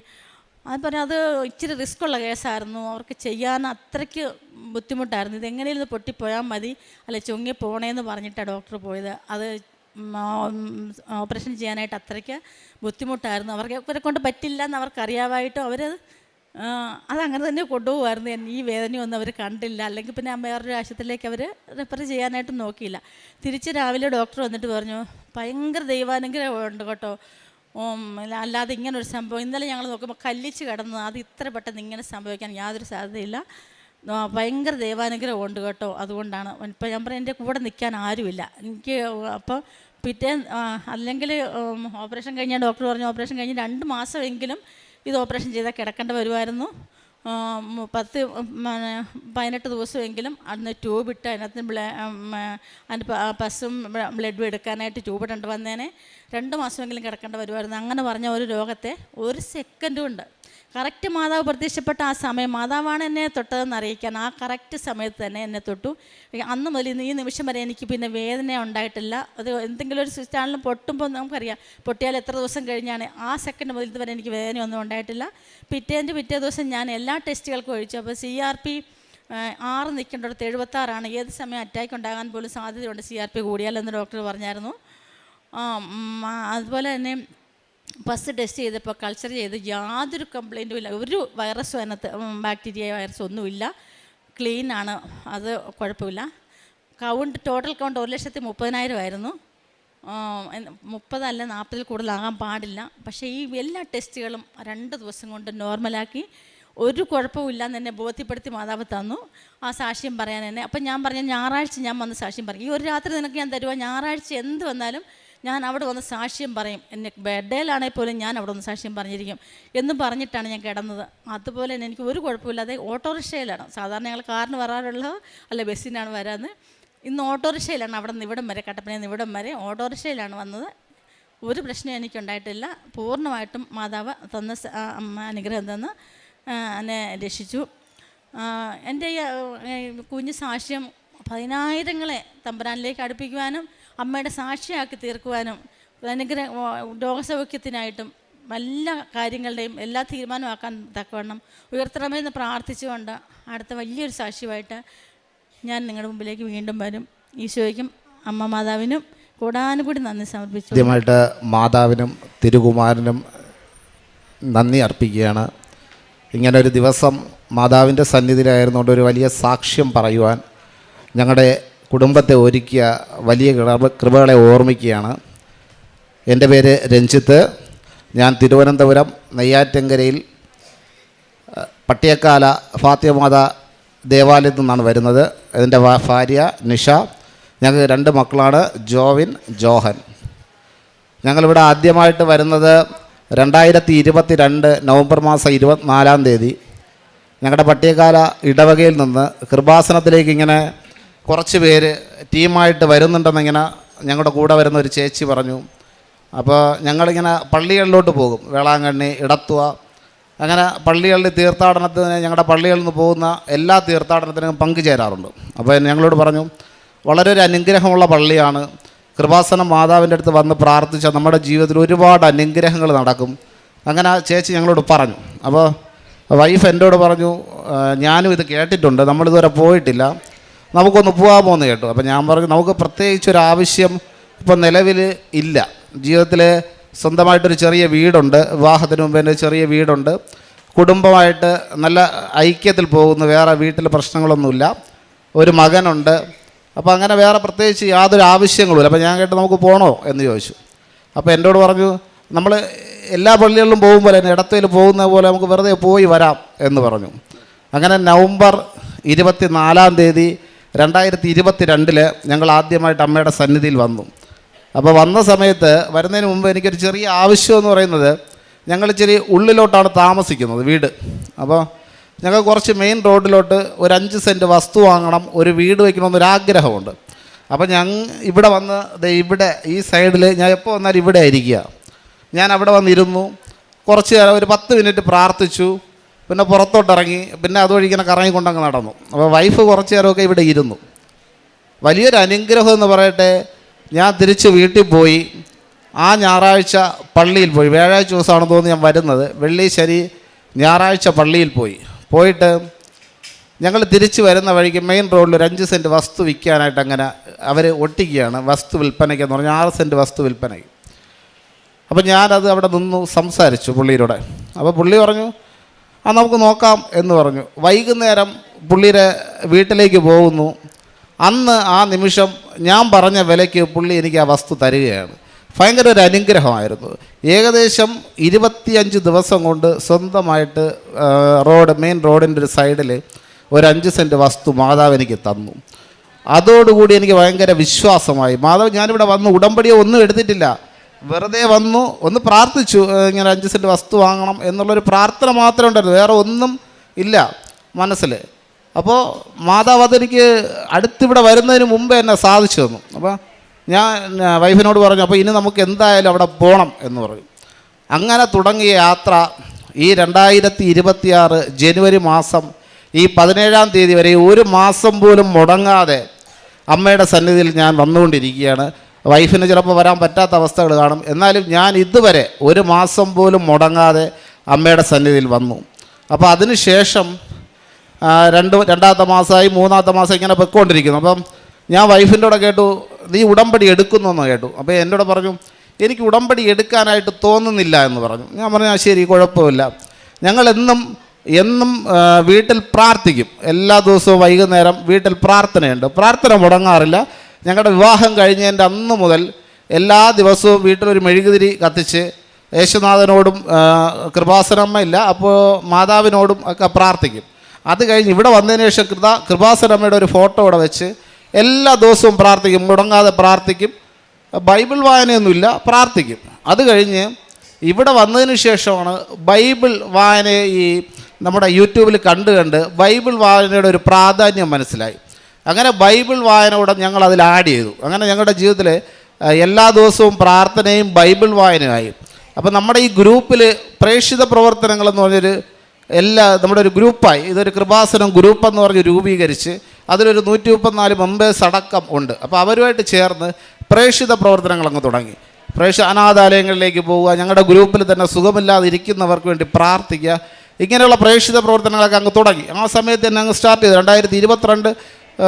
2023 ആ 2-3 മാസം കഴിഞ്ഞപ്പോൾ അതൊക്കെ ഈ പ്രേക്ഷിത പ്രവർത്തനങ്ങളെല്ലാം സ്റ്റാർട്ട് ചെയ്ത് തുടങ്ങി. അപ്പോൾ എല്ലാവരും വളരെ സജീവമായിട്ട് ഇതിലോട്ടങ്ങ് വന്നുകൊണ്ടിരിക്കുന്നത്. അപ്പോൾ ഒരു ദിവസം നിഷ പഠിച്ചുകൊണ്ടിരിക്കുകയാണ്, PSC ക്ലാസ്സിനൊക്കെ പോയി ഭാര്യയെ പഠിച്ചുകൊണ്ടിരിക്കുകയാണ്. അപ്പോൾ ഞങ്ങളുടെ ജീവിതത്തിൽ ഇല്ലാത്തൊരു ജോലി എന്ന് പറയുന്നൊരു വലിയ കുറവായിട്ട് ഞങ്ങൾക്ക് തോന്നി പല സാഹചര്യം. അപ്പോൾ ആ വൈഫ് പഠിച്ചുകൊണ്ടിരിക്കുന്നു, ടെസ്റ്റുകളൊന്നും ലിസ്റ്റിൽ വരുന്നില്ല, ആദ്യം എഴുതുന്നൊന്നും ലിസ്റ്റിൽ വരുന്നില്ല. ഏകദേശം മോന് 6 മാസം ആയതൊട്ട് പഠിക്കാൻ പോവുക. അവൻ്റെ കൊറോണ സമയത്തൊക്കെ ലിസ്റ്റുകളിലൊന്നും വരുന്നില്ല. കൃപാസനത്തിൽ വന്ന് 1 വർഷം കഴിഞ്ഞപ്പോൾ നിഷ എന്നോട് പറഞ്ഞു, ഞാൻ ഉടമ്പടി എടുക്കുന്നു. അപ്പോൾ ഞാൻ കേട്ട് എന്താണ് പറ്റി, എന്താണ് ആവശ്യം? അതെനിക്ക് തോന്നി ഒരു ജോലിക്ക് വേണ്ടി ഉടമ്പടി എടുക്കാം എന്ന് പറഞ്ഞു. ഞാൻ പറഞ്ഞു ഇഷ്ടം, നടക്കട്ടെ എന്ന് പറഞ്ഞു. ഞാൻ വന്നു, ഉടമ്പടി എടുത്തു, പ്രാർത്ഥിക്കാൻ തുടങ്ങി. അത് കഴിഞ്ഞ് ആദ്യത്തെ പുതുക്കലായി. അപ്പോൾ പറഞ്ഞു രണ്ടാമത്തെ പുതുക്കലിന് നമുക്ക് ഇനി ഒരു കുഞ്ഞു കൂടെ വേണം, ആ ഒരു ആവശ്യം കൂടെ നമുക്ക് വയ്ക്കാം എന്ന് പറഞ്ഞു. ഞാൻ പറഞ്ഞു ഓക്കെ, നടക്കട്ടെ. അങ്ങനെ രണ്ടാമത്തെ പുതുക്കലിന് ആ ആവശ്യം വെച്ചു. അപ്പോൾ ജോലിയൊന്നും ആയില്ല, രണ്ടാമതൊരു കുഞ്ഞും ആയില്ല. 2024 കടന്നുപോയി, 23, 24 കടന്നുപോയി. ഞങ്ങളുടെ ജീവിതത്തിലെ ഏറ്റവും വലിയ വർഷം എന്ന് പറയുന്നത് 2025 ആയിരുന്നു. 2024 ഡിസംബർ മാസം ഞങ്ങൾ കൃപാസനത്തിൽ വന്നിട്ട് പോയ സമയത്ത് ജോമാല റാലി സമയത്ത് വന്നിട്ട് പോയ സമയത്ത് നിഷ രണ്ടാമത് പ്രഗ്നൻ്റ് ആവുകയാണ്. വളരെ ഒരു അനുഗ്രഹം. ഏകദേശം 8 വർഷത്തിന് ശേഷം, 8.5 വർഷമായി രണ്ടാമതൊരു കുഞ്ഞ് എന്നുള്ളൊരാഗ്രഹം തുടങ്ങിയിട്ടൊരു 3 വർഷമായി. രണ്ടാമതൊരു കുഞ്ഞ് ഇല്ലാതായിട്ട് ഏകദേശം 8.5 വർഷമായി. അപ്പോൾ അതിനൊരു പ്രാർത്ഥനയും അതിനുവേണ്ടി ഉടമ്പടി എടുത്തിരുന്നത്. ജോലിയും പ്രധാനമായിട്ട് ജോലിയും കുഞ്ഞുമാണ് ഉടമ്പടിയിൽ ഉണ്ടായിരുന്നത്. അപ്പോൾ അതിങ്ങനെ പ്രാർത്ഥനയിലായി ഗർഭിണിയായി 2 മാസമായ സമയത്ത്, മോൻ 2 മാസം വയറ്റിലായ സമയത്ത് തൊട്ട് നിഷ എഴുതിയ ടെസ്റ്റുകളുടെ റിസൾട്ടുകൾ വരാൻ തുടങ്ങി. റിസൾട്ടുകളെന്ന് പറയുമ്പോൾ നമ്മൾ പോലും പ്രതീക്ഷിക്കാത്ത റിസൾട്ടുകൾ 1, 2 ഇങ്ങനെ 2ാം സ്ഥാനത്തും 3ാം സ്ഥാനത്തൊക്കെയാണ് ലിസ്റ്റുകളിൽ വരുന്നത്. വളരെ ഒരു അനുഗ്രഹമായിരുന്നു. അപ്പോൾ ഈ കൃപാസനത്ത് ഉടമ്പടി എടുത്തതിന് ശേഷം എഴുതാൻ പോകുന്ന എല്ലാ ടെസ്റ്റിലും പോകുന്ന സമയത്ത് അമ്മയുടെ ഉപ്പ്, പിന്നെ തൈലം, പിന്നെ കാശുരൂപം, എപ്പോഴും കാശുരൂപം കയ്യിൽ വെച്ചിരിക്കും. നമ്മുടെ മാലയുടെ കൂടെ കോർത്ത് ഉടമ്പടി കാശുരൂപം എപ്പോഴും കഴുത്തിലിട്ടേക്കും. അപ്പോൾ ഞാൻ പറഞ്ഞിട്ടുണ്ട്. അപ്പോൾ ഓരോ ടെസ്റ്റിന് പോകുമ്പോഴും ഞാനും വൈഫുമായിട്ട് ഹാൾ ടിക്കറ്റ് എടുത്ത് എക്സാമിന് പോകുന്നതിന് മുമ്പ് എന്നെ പ്രാർത്ഥിക്കും, വീട്ടിൽ വെച്ച് എന്നെ പ്രാർത്ഥിക്കും. അമ്മയുടെ ഒരു ചെറിയ ഇതുണ്ട്, അപ്പോൾ അവിടെ വെച്ച് പ്രാർത്ഥിച്ച് അനുഗ്രഹത്തോടെയാണ് ടെസ്റ്റിന് പോകുന്നത്. അങ്ങനെ മോൻ പ്രഗ്നൻ്റ് ആയ സമയം തൊട്ട് 2ാം മാസം ആയതൊട്ട് ലിസ്റ്റിലും വരാൻ തുടങ്ങി. അങ്ങനെ ആകെപ്പാടെ ഒരു ടെൻഷനായി, എങ്ങനെ ജോലിക്ക് പോവും, കുഞ്ഞിനെ നോക്കും, ഇങ്ങനൊരു വലിയൊരു പ്രതിസന്ധിയിലായി. അപ്പോൾ ഞാൻ പറഞ്ഞു ജോലി നമുക്ക് നോക്കാം, ഇപ്പോൾ എന്തായാലും കുഞ്ഞിൻ്റെ കാര്യം നടക്കട്ടെ എന്ന് പറഞ്ഞു. അങ്ങനെ ഏകദേശം 8.5 മാസത്തോളം മാതാവിൻ്റെ വലിയൊരു കൃപ കൊണ്ട് ഒരു ബുദ്ധിമുട്ടും ഇല്ലാതെ ഡെലിവറിക്ക് ഒരു മാസം മുമ്പേ വരെ ഒരു ബുദ്ധിമുട്ടുമില്ല, അനുഗ്രഹത്തോടെ മുന്നോട്ട് പോയിക്കൊണ്ടിരുന്ന സമയത്ത് അവസാനത്തെ 9ാം മാസത്തെ സ്കാനിങ് ചെയ്യുന്ന സമയത്ത് പെട്ടെന്ന് ഫ്ലൂയിഡ് ഡൗൺ ആയി. അതായത് 12 എന്ന സ്ഥാനത്ത് 6 ആയി. അപ്പോൾ ഡോക്ടർ പറഞ്ഞു ഇച്ചിരി ക്രിട്ടിക്കലാണ്, നമുക്ക് പേടിക്കേണ്ട സാഹചര്യമുണ്ട്. പുള്ളിക്കാരിക്ക് ഒന്നത് പ്ലാറ്റ്ലെറ്റ്സിൻ്റെ കൗണ്ട് കുറവാണ്. അപ്പോൾ ഈ പ്ലാറ്റ്ലെറ്റ്സിൻ്റെ കൗണ്ട് കുറവാകുമ്പോൾ C-സെക്ഷൻ ചെയ്യാനേ പറ്റൂ. ആദ്യത്തേത് C-സെക്ഷൻ ആയതുകൊണ്ട് 2ാമത്തെ ഡെലിവറിയും C-സെക്ഷനെ ചെയ്യാൻ പറ്റും. അപ്പോൾ അതുകൊണ്ട് ഡോക്ടർ പറഞ്ഞു ഇച്ചിരി ക്രിട്ടിക്കലാണ്, നമുക്ക് C-സെക്ഷൻ ചെയ്യണമെങ്കിലും ബ്ലീഡിങ് നിൽക്കാൻ ചാൻസ് ഇല്ല, അപ്പോൾ വളരെ പാടാണ്. അങ്ങനെ ഡോക്ടർ പറഞ്ഞു, ആകെപ്പാടെ ടെൻഷനായി. ഞാൻ പറഞ്ഞു നമുക്ക് മാതാവിൽ ഉറച്ച് വിശ്വസിച്ച് അനുഗ്രഹത്തോടെ പ്രാർത്ഥിച്ച് മുന്നോട്ട് പോകാം. മാതാവ് നമ്മളെ കൈവിടാതെ, ഇത്രയും ദിവസം നമ്മളെ കൈവിട്ടില്ലല്ലോ, നമ്മളെ കൈവിടാതെ മാതാവ് അനുഗ്രഹിക്കും. ആ ഒരു വിശ്വാസം നമുക്ക് രണ്ടുപേർക്കും ഉണ്ടായിരുന്നു. എന്നും പ്രാർത്ഥിക്കും. ഒരു ദിവസം മുടങ്ങാതെ ഈ ഒരു കാര്യം വെച്ച് എന്നും പ്രാർത്ഥനയോടെയാണ് കൃപാസനമ്മയോട് എന്നും പ്രാർത്ഥിക്കുന്നതിൻ്റെ ഫലമായിട്ട് അവസാനം ഡെലിവറിക്ക് ഒരു ഞായറാഴ്ച അഡ്മിറ്റ് ആവാൻ പറഞ്ഞ് തിങ്കളാഴ്ച ഡെലിവറിക്ക് ലേബർ റൂമിലേക്ക് കയറിയിട്ട് ഡോക്ടർ പറയുന്നുണ്ട് അനസ്തേഷ്യ കൊടുത്തിട്ട് പറ്റുന്നില്ല. ഏകദേശം നട്ടെല്ലിൽ 4 സൂചി അനസ്തേഷ്യയുടെ സൂചി ഇഞ്ചെക്റ്റ് ചെയ്തിട്ട് അനസ്തേഷ്യ കറക്റ്റ് ആവുന്നില്ല. അവസാനം 5ാമത്തെ സൂചിയാണ് അനസ്തേഷ്യ. ഞാൻ പുറത്തിരുന്ന് അമ്മയുടെ പ്രസിദ്ധീകരണ പ്രാർത്ഥന ശക്തമായി പ്രാർത്ഥിക്കുകയാണ്. ജപമാല കൊണ്ട് അമ്മയെ, പരിശുദ്ധ അമ്മയെ, മാതാവേ എന്ന് പറഞ്ഞ് പ്രാർത്ഥിക്കുകയാണ്. ജപമാല എൻ്റെ കയ്യിലുണ്ട്. പ്രാർത്ഥനയുടെ ഫലമായിട്ട് 1 മണിക്കൂർ കൊണ്ട് എല്ലാ കാര്യങ്ങളും അവർ ഭംഗിയായിട്ട് ഡോക്ടർ എന്നോട് പുറത്തു വന്ന് പറഞ്ഞു, വീണ്ടും ഒരു മകനാണ് നിനക്ക് ലഭിച്ചിരിക്കുന്നത്. ഞാൻ പറഞ്ഞു മകനോ മകളോ അതല്ല, വൈഫ് സേഫാണോ? എന്നോട് പറഞ്ഞ് പേടിക്കണ്ട, എല്ലാ രീതിയിലും എന്തോ ഒരു വലിയ അനുഗ്രഹം കൊണ്ട് ഒരു കുഴപ്പമില്ല, അനുഗ്രഹത്തോടെ ഇരിക്കുന്നു എന്ന് പറഞ്ഞു. വളരെ ഒരു സന്തോഷമാണ്. മാതാവ്, എനിക്ക് എപ്പോഴറിയാം മാതാവ് കൈ വിടില്ല. അല്ലെങ്കിൽ ചിലപ്പോൾ നമ്മൾ അവിടെ നിന്ന് വീണ്ടും നെയ്യാറ്റിൻകര ആശുപത്രിയിലായിരുന്നു സിസേറിയൻ ചെയ്തത്. അവിടെ നിന്ന് SIT ഹോസ്പിറ്റലിലോട്ടൊക്കെ വരേണ്ടി വരുമായിരുന്നു. കുഞ്ഞിന് പ്രശ്നമാവുമായിരുന്നു, അമ്മയ്ക്ക് പ്രശ്നമുണ്ട്. പക്ഷേ വളരെ ഒരു അനുഗ്രഹമാണ്. ബ്ലഡ് തലേദിവസം 2 ബ്ലഡ് എടുത്ത് വെച്ചിരുന്നു. പക്ഷേ അതുപോലും ഉപയോഗിക്കാത്ത രീതിയിൽ മാതാവ് ശക്തമായി അനുഗ്രഹിച്ചു. അതാണ് ഏറ്റവും വലിയ കാര്യം. ഒരു ആപത്തുമില്ലാതെ അനുഗ്രഹത്തോടെ തന്നു. കുഞ്ഞും ശാരീരിക സൗഖ്യത്തോടെ അത്യാവശ്യം വേണ്ട വെയിറ്റും കാര്യങ്ങളോടുകൂടി അമ്മ തന്നു. വളരെ ഒരു അനുഗ്രഹമാണ്. മോൻ ജനിച്ച് 2 മാസം കഴിയുന്ന സമയം. അപ്പോൾ 2ാമത്തെ ആദ്യത്തെ അഖണ്ഡ ജപമാല റാലിക്ക് ഞാൻ പങ്കെടുത്തു. അപ്പോൾ 2ാമത്തേന് വൈഫ് വരട്ടോ എന്ന് കേട്ടു. ഞാൻ പറഞ്ഞു വരാൻ പറഞ്ഞു. അപ്പോൾ എന്നോട് കേട്ടു, എനിക്ക് നടക്കാൻ പറ്റുമോ ഇത്രയും ദൂരം? അപ്പോൾ ഞാൻ പറഞ്ഞു, നീ പ്രാർത്ഥനയോടെ ജപമാല ചൊല്ലി നടന്നാൽ മതി, നീ അവിടെ എത്തുന്നത് പോലും നീ അറിയത്തില്ല എന്ന് പറയും. അപ്പോൾ എന്നോട് പറഞ്ഞു, ഇത്രയും ദൂരവും നടക്കാവില്ല, ഒരുപാട് ദൂരമല്ലേ? ഞാൻ പറഞ്ഞു, ഒന്നും പേടിക്കണ്ട, നീ എൻ്റെ കൂടെ ശക്തമായിട്ട് നടന്നാൽ. ഞങ്ങൾ ജപമാല തുടങ്ങിയ തൊട്ട് അഖണ്ഡ ജപമാല റാലി തുടങ്ങിയത് മുതൽ ഇവിടെ നിന്ന് യാത്ര തുടങ്ങി. ജപമാല പറഞ്ഞ് വളരെ ശക്തമായിട്ട് 10 മണിക്ക് മുമ്പേ അർത്തുങ്കൽ പള്ളി നടയിലെത്തി. വളരെ അനുഗ്രഹമാണ്. അവൾക്ക് യാതൊരു ബുദ്ധിമുട്ടില്ല. പിറ്റേന്ന് വീട്ടിൽ പോയിട്ട് യാതൊരു ബുദ്ധിമുട്ടില്ല. എല്ലാം വളരെ നോർമലായിട്ട് പോയി. അത്രയ്ക്ക് അനുഗ്രഹമാണ് മാതാവ് തന്നത്. അത് കഴിഞ്ഞ് കുഞ്ഞ് ജനിച്ച് 2-ാം മാസം ആയപ്പോഴത്തേക്കും പിന്നെ അടുത്ത അഖണ്ഡ ജപമാലയ്ക്കുള്ള ഡേറ്റായി. അപ്പോൾ നമ്മുടെ ആദ്യത്തെ അഖണ്ഡ ജപമാലയ്ക്ക് വൈഫ് പങ്കെടുക്കുന്ന സമയത്ത് മാതാവിനോട് അവൾ ഒരു ഡേറ്റ് ഇട്ട് പ്രാർത്ഥിച്ചു, അമ്മേ എനിക്ക് അടുത്ത വരുന്ന ജപമാല റാലിക്ക് മുമ്പേ ഒരു ജോലി, ഒരു പേപ്പറെങ്കിലും എനിക്ക് കൈ കിട്ടണമേ എന്ന് ഭയങ്കര ഒരു പ്രാർത്ഥനയായിരുന്നു. അവളെപ്പോഴും അതെന്നോട് പറഞ്ഞില്ല. എന്നോട് പറയുന്നത് 2ാമത്തെ അഖണ്ഡ ജപമാല റാലി സമയത്താണ് എന്നോട് പറയുന്നത്, ചേട്ടാ ഞാൻ ഇങ്ങനെ ഒരു കാര്യം മാതാവിനോട് ആവശ്യപ്പെട്ടിട്ടുണ്ട്, ഈ വരുന്ന ജപമാല റാലിക്ക് മുമ്പേ എനിക്കൊരു ജോലിയിൽ പ്രവേശിക്കാൻ കഴിയണമെന്ന്. അപ്പോൾ ഞാൻ അന്ന് മുതൽ നമ്മൾ ആ ഒരു കാര്യം പ്രാർത്ഥനയിൽ ഉൾപ്പെടുത്തി. ജപമാല റാലിയിൽ പങ്കെടുക്കുന്നതിന് മുമ്പ് ഒരു ജോലിയിൽ ഒരു പേപ്പറെങ്കിലും അഡ്വൈസെങ്കിലും കയ്യിൽ കിട്ടണമേ എന്ന് പ്രാർത്ഥിച്ചു. മാതാവിൻ്റെ ഒരു വലിയ അനുഗ്രഹം എന്ന് പറയട്ടെ, ഈ കഴിഞ്ഞ ജപമാല റാലിയുടെ തൊട്ട് തലേ ദിവസം മാതാവ് ജോയൽ ലെറ്റർ കയ്യിൽ തന്നു. വളരെ ഒരു അനുഗ്രഹം. നമുക്ക് എല്ലാവരും ഹല്ലേലൂയ പറയാമോ? മാതാവ് ഇത്രയും വലിയൊരു അനുഗ്രഹമാണത്. ജപമാല റാലിയുടെ തലേ ദിവസം മാതാവ് ജോയൽ ലെറ്റർ കയ്യിൽ തന്നു. ഹല്ലേലൂയ. മാതാവിൻ്റെ ഒരു അനുഗ്രഹമാണ്. നമ്മൾ പ്രതീക്ഷിക്കേണ്ട, നമ്മളൊരു ഡേറ്റ് ഇട്ട് പ്രാർത്ഥിച്ചാൽ മാതാവ് കൃത്യമായിട്ട് നമുക്ക് തരും. ഹല്ലേലൂയ. വലിയൊരു അനുഗ്രഹമായിരുന്നു ആ ഒരു ഡേറ്റ് ഇട്ട് പ്രാർത്ഥിക്കുക എന്നുള്ളത്. അച്ഛൻ ഇവിടെ ജോസഫ് അച്ഛൻ പറയാറുണ്ട്, ഡേറ്റ് ഇട്ട് പ്രാർത്ഥിക്കുക. നമ്മൾ ആ ഒരു ഡേറ്റ് ഇട്ട് മാതാവിനോടൊരു ആവശ്യം പറഞ്ഞാൽ കൃത്യമായിട്ട് മാതാവ്, നമ്മുടെ പ്രവൃത്തിയുടെ ക്ലിയർ ആവണം. മറ്റുള്ളവർക്ക് വേണ്ടി ചെയ്യുന്ന കാര്യങ്ങളുടെ ക്ലിയറായിട്ട് ചെയ്താൽ, നമ്മുടെ പ്രേക്ഷിത പ്രവർത്തനം കൂടെ നമ്മൾ കറക്റ്റായി ചെയ്താൽ മാതാവ് കറക്റ്റായിട്ട് ആ അനുഗ്രഹം തരും. വളരെ അനുഗ്രഹത്തോടെ ജപമാല റാലി തരികയും ജപമാല റാലി കഴിഞ്ഞ് അടുത്ത് 28-ാം തീയതി പത്തനംതിട്ട മഹിളാ മന്ദിരത്തിൽ ജോയിൻ ചെയ്ത സമയത്ത് കുഞ്ഞിൻ്റെ കാര്യം, അപ്പോഴും കുഞ്ഞിന് 2 മാസവും കുറച്ച് ദിവസമേ ആയിട്ടുള്ളൂ. അവിടെ പോയപ്പോൾ അവർ പറഞ്ഞു 6 മാസത്തേക്ക് ലീവ്, ശമ്പളത്തോടെ ലീവ് അവരനുവദിച്ചു. അപ്പോൾ ഇപ്പോൾ വീട്ടിലുണ്ട്, കുഞ്ഞിനെ നോക്കുന്നു. ഇനി ഈ ലീവ് കഴിഞ്ഞിട്ട് വീണ്ടും ഒരു 2 മാസം കൂടെ ലീവ് തരാമെന്നും പറഞ്ഞിട്ടുണ്ട്.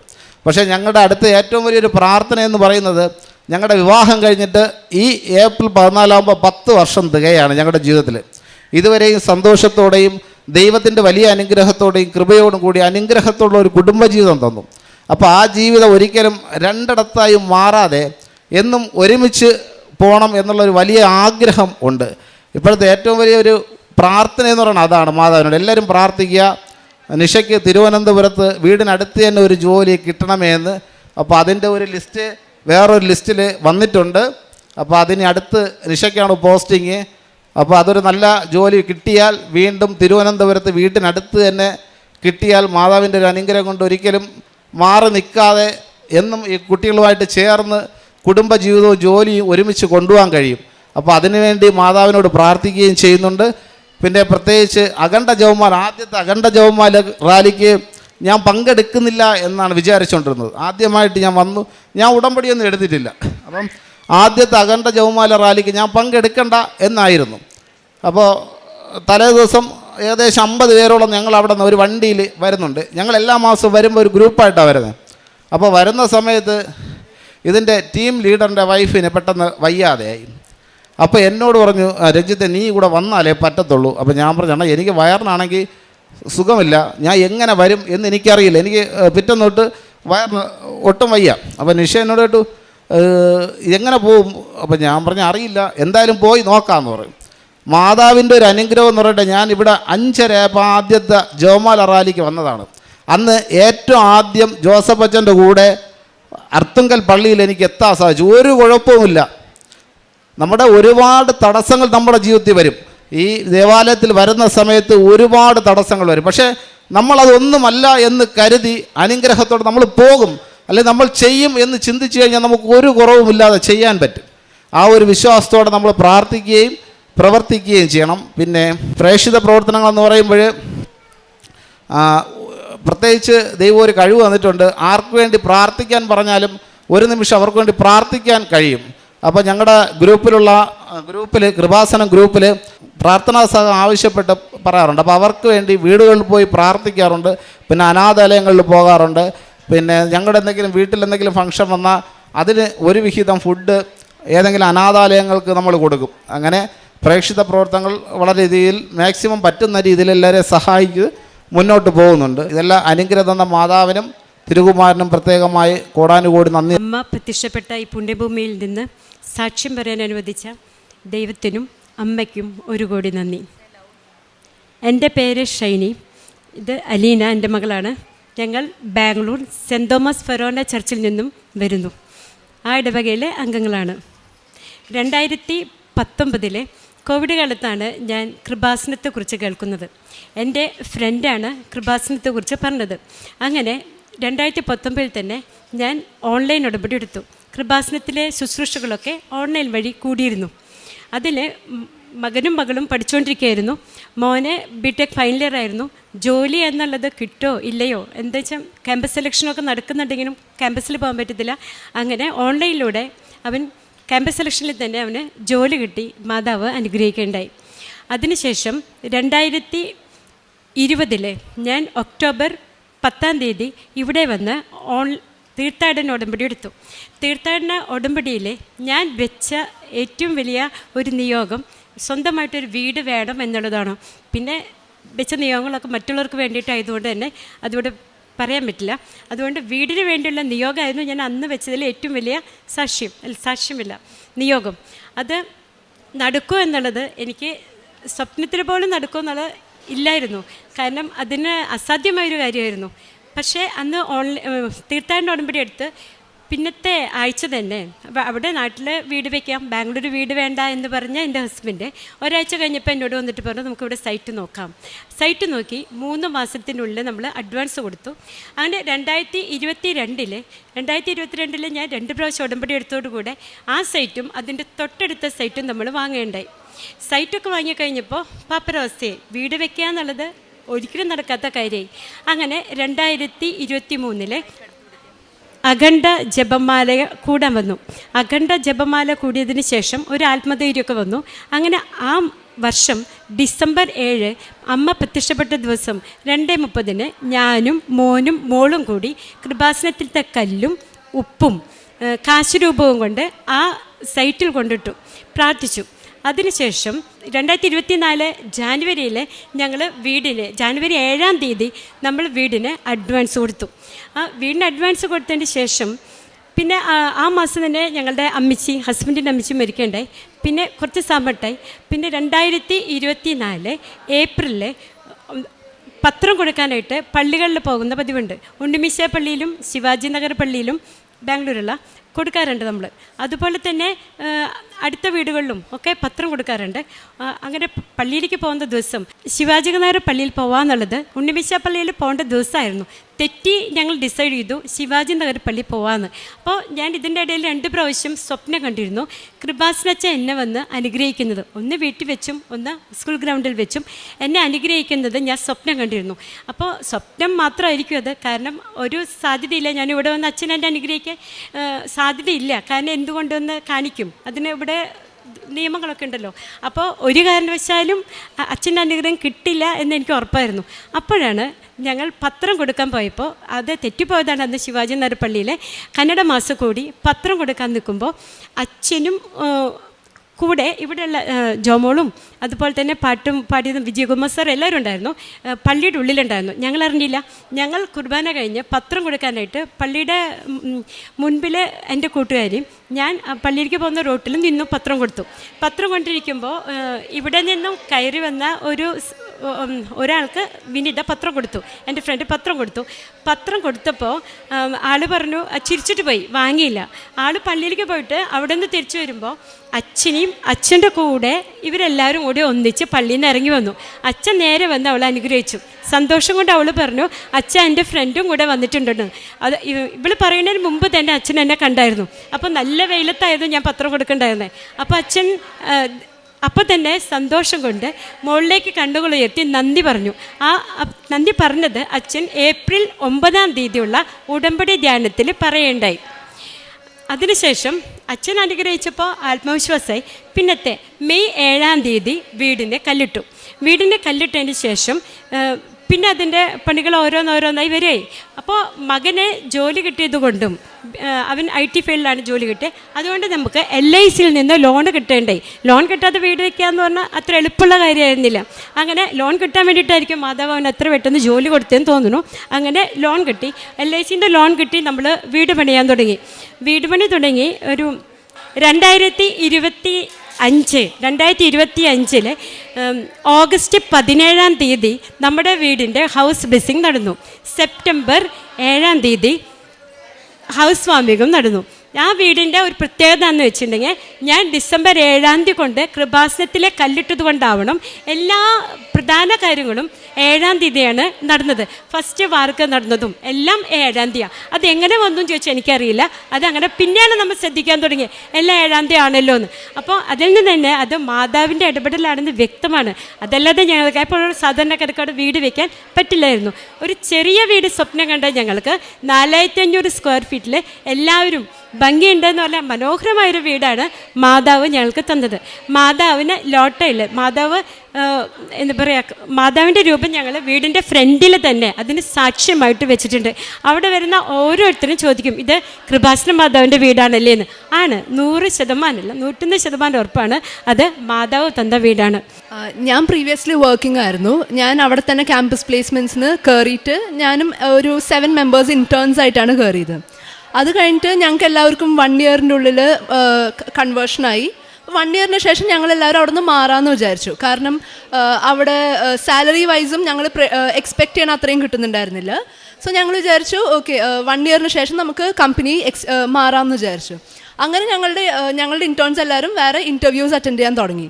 അങ്ങനെ ഇൻ്റർവ്യൂ പാസ്സായി 2 പേര് പോയപ്പോൾ ഇവിടുത്തെ MD, യൂഷ്വലി അങ്ങനെ ഒരു കമ്പനീസ് ചെയ്യില്ല, പക്ഷേ ഇവിടുത്തെ MD പറഞ്ഞു, എനിക്ക് മനസ്സിലായി ഹോൾ ഗ്യാങ് പോവും, അതുകൊണ്ട് എല്ലാവരും 15 days ടൈം തരാം, എല്ലാവരും ഇറങ്ങിക്കോ എന്ന് പറഞ്ഞു. അപ്പോൾ ഓഗസ്റ്റ് 15th ഇത് നടക്കുന്നത്. ഓഗസ്റ്റ് 15th വരെയാണ് ഞങ്ങൾക്ക് ടൈം തന്നിരിക്കുന്നത്. സെപ്റ്റംബർ 7th ഞങ്ങളുടെ ഹൗസ് വാമിങ് ഞങ്ങൾ ഉറപ്പിച്ച് വെച്ചിരിക്കുന്ന ദിവസമാണ്. സോ സെപ്റ്റംബർ 7th ഭയങ്കര എന്താ പറയുക, ഹൗസ് വാമിംഗ് ഒക്കെ നടക്കുമ്പോൾ അത്രയും ഫാമിലി നമ്മളെ ഫിനാൻഷ്യലി ഡിപ്പെൻഡൻ്റ് ആയിരിക്കും, ഫാമിലി നമ്മളുടെ മേലിൽ. അപ്പോൾ കറക്റ്റ് ആ സമയത്ത് നമ്മളുടെ ജോലി പോയി കഴിഞ്ഞാൽ അത് ശരിയാവില്ല. അപ്പോൾ എനിക്ക് ഭയങ്കര പ്രഷറായി, എനിക്ക് വേറെ ജോലി കണ്ടുപിടിക്കണം, അതിനു മുമ്പ് എനിക്ക് വേറെ ജോലി കിട്ടുമോ, എങ്ങനെ എത്രയും പെട്ടെന്ന് ജോലി കിട്ടുക, ഇതൊന്നും എനിക്ക് ഒരു ഐഡിയ ഉണ്ടായിരുന്നില്ല. അങ്ങനെ ഞാൻ മാതാവിനോട് പ്രാർത്ഥിച്ചു. ഞാൻ എപ്പോഴും മാതാവിൻ്റെ അടുത്ത് ജോലീൻ്റെ കാര്യം പറയാറുണ്ട്. അങ്ങനെ ഞാൻ 2 കമ്പനിയിൽ ഫൈനൽ റൗണ്ട് ഇൻ്റർവ്യൂ വരെ എത്തി. അതിൽ ഫസ്റ്റ് കമ്പനിയിൽ എനിക്ക് പിന്നെയും കുറച്ച് പ്രതീക്ഷ ഉണ്ടായിരുന്നു കിട്ടുന്നുള്ളത്. കാരണം എൻ്റെ ഫ്രണ്ട്സ് അവിടെ വർക്ക് ചെയ്യുന്നുണ്ട്. സോ എങ്ങനത്തെ വർക്കാണ്, എങ്ങനത്തെ ക്വസ്റ്റ്യൻസ് ആണ് ഇൻ്റർവ്യൂസിൽ ചോദിക്കുക, ഇതൊക്കെ എനിക്ക് ഏകദേശം ഒരു ഐഡിയ ഉണ്ടായിരുന്നു. സെക്കൻഡ് കമ്പനി ഞാൻ നോക്കിയിട്ട് പോലും ഇല്ല, കാരണം അത് ഫേസ് ടു ഫേസ് ഇൻ്റർവ്യൂ ആയിരുന്നു. എനിക്ക് പൊതുവേ പേടിയുള്ള കൂട്ടത്തിലായതുകൊണ്ട് ഫേസ് ടു ഫേസ് ഇൻ്റർവ്യൂ എന്തായാലും എന്നെ കൊണ്ട് നല്ലോണം ചെയ്യാൻ പറ്റില്ല എന്ന് എനിക്ക് അറിയണമുണ്ട്. ഞാൻ ഫസ്റ്റ് കമ്പനി മാത്രമേ ഞാൻ സീരിയസ് ആയിട്ട് എടുത്തുള്ളൂ. ഫസ്റ്റ് കമ്പനി ഞാൻ നല്ലോണം ചെയ്തു, നല്ലോണം ആൻസറൊക്കെ ചെയ്തു. പക്ഷേ എനിക്ക് അവിടുന്ന് കോളൊന്നും വന്നില്ല. ഞാൻ നല്ല വിഷമത്തിലായിരുന്നു. അപ്പോഴാണ് സെക്കൻഡ് കമ്പനിയിൽ വെറുതെ പോകാമെന്ന് വിചാരിച്ചത്. പോയി അവിടെ ക്വസ്റ്റ്യൻസ് ചോദിച്ചു. ഞാൻ എക്സ്പെക്ട് ചെയ്ത പോലത്തെ ക്വസ്റ്റ്യൻസ് ഒന്നും അല്ല ചോദിച്ചത്. ഞാൻ അവിടെ ആകെ പാനിക്കായി, ഒന്നും പ്രത്യേകിച്ച് പറഞ്ഞിട്ടില്ല. എന്നിട്ട് ഞാൻ അങ്ങനെ ഇൻ്റർവ്യൂ ഹാളിൽ നിന്ന് ഇറങ്ങിയതും ഞാൻ ബാഗൊക്കെ എടുത്ത് എനിക്ക് ആകെ വിഷമവും നാണക്കേടൊക്കെ ആയി. 2 കമ്പനിയും പോയല്ലോ, ഇനി എന്ത് ചെയ്യും എന്നായി. എന്നിട്ട് ഞാൻ ഇറങ്ങി നടക്കാൻ തുടങ്ങി. ഞാൻ ഗേറ്റിൻ്റെ അവിടെ എത്തിയപ്പോൾ എനിക്ക് HR-ൻ്റെ കോൾ വന്നിട്ട് പറഞ്ഞു, അലീന എവിടെയാണ് നീ ചോദിച്ചു. ഞാൻ പറഞ്ഞു, ഇല്ല ഞാൻ ലാസ്റ്റ് റൗണ്ട് മര്യാദയ്ക്ക് ചെയ്തില്ല, എനിക്ക് പ്രതീക്ഷ ഒന്നുമില്ല, ഞാൻ വീട്ടിൽ പോവാമെന്ന് പറഞ്ഞു. അപ്പോൾ അവർ പറഞ്ഞു, ഇല്ല നീ പാസ്സായി, നീ വരാൻ പറഞ്ഞു. ഇത് എനിക്ക് വേണമെങ്കിൽ ഫസ്റ്റ് കമ്പനിയിൽ കിട്ടിയിരുന്നെങ്കിൽ മേ ബി ഞാൻ വിചാരിച്ചു പോയേനെ, ഇത് ഞാൻ ആൻസർ ചെയ്തുകൊണ്ട് കിട്ടിയതായിരിക്കുമല്ലോ, അങ്ങനെ വിചാരിച്ചു പോയേനെ. ഇത് മാതാവ് എനിക്ക് പ്രൂവ് ചെയ്ത പോലെ തോന്നിയത്. മാതാവിൻ്റെ അനുഗ്രഹമായിരുന്നു എനിക്ക് ജോലി എന്നുള്ളത് പ്രൂവ് ചെയ്ത് തന്നു. കാരണം ഞാൻ ഒന്നും പറഞ്ഞിട്ടില്ല ഇൻ്റർവ്യൂവിൽ, പക്ഷെ എനിക്കത് കിട്ടി. അതും ഫസ്റ്റ് കമ്പനീനേക്കാളും ബെറ്റർ ഓപ്ഷനായിരുന്നു സെക്കൻഡ് കമ്പനി.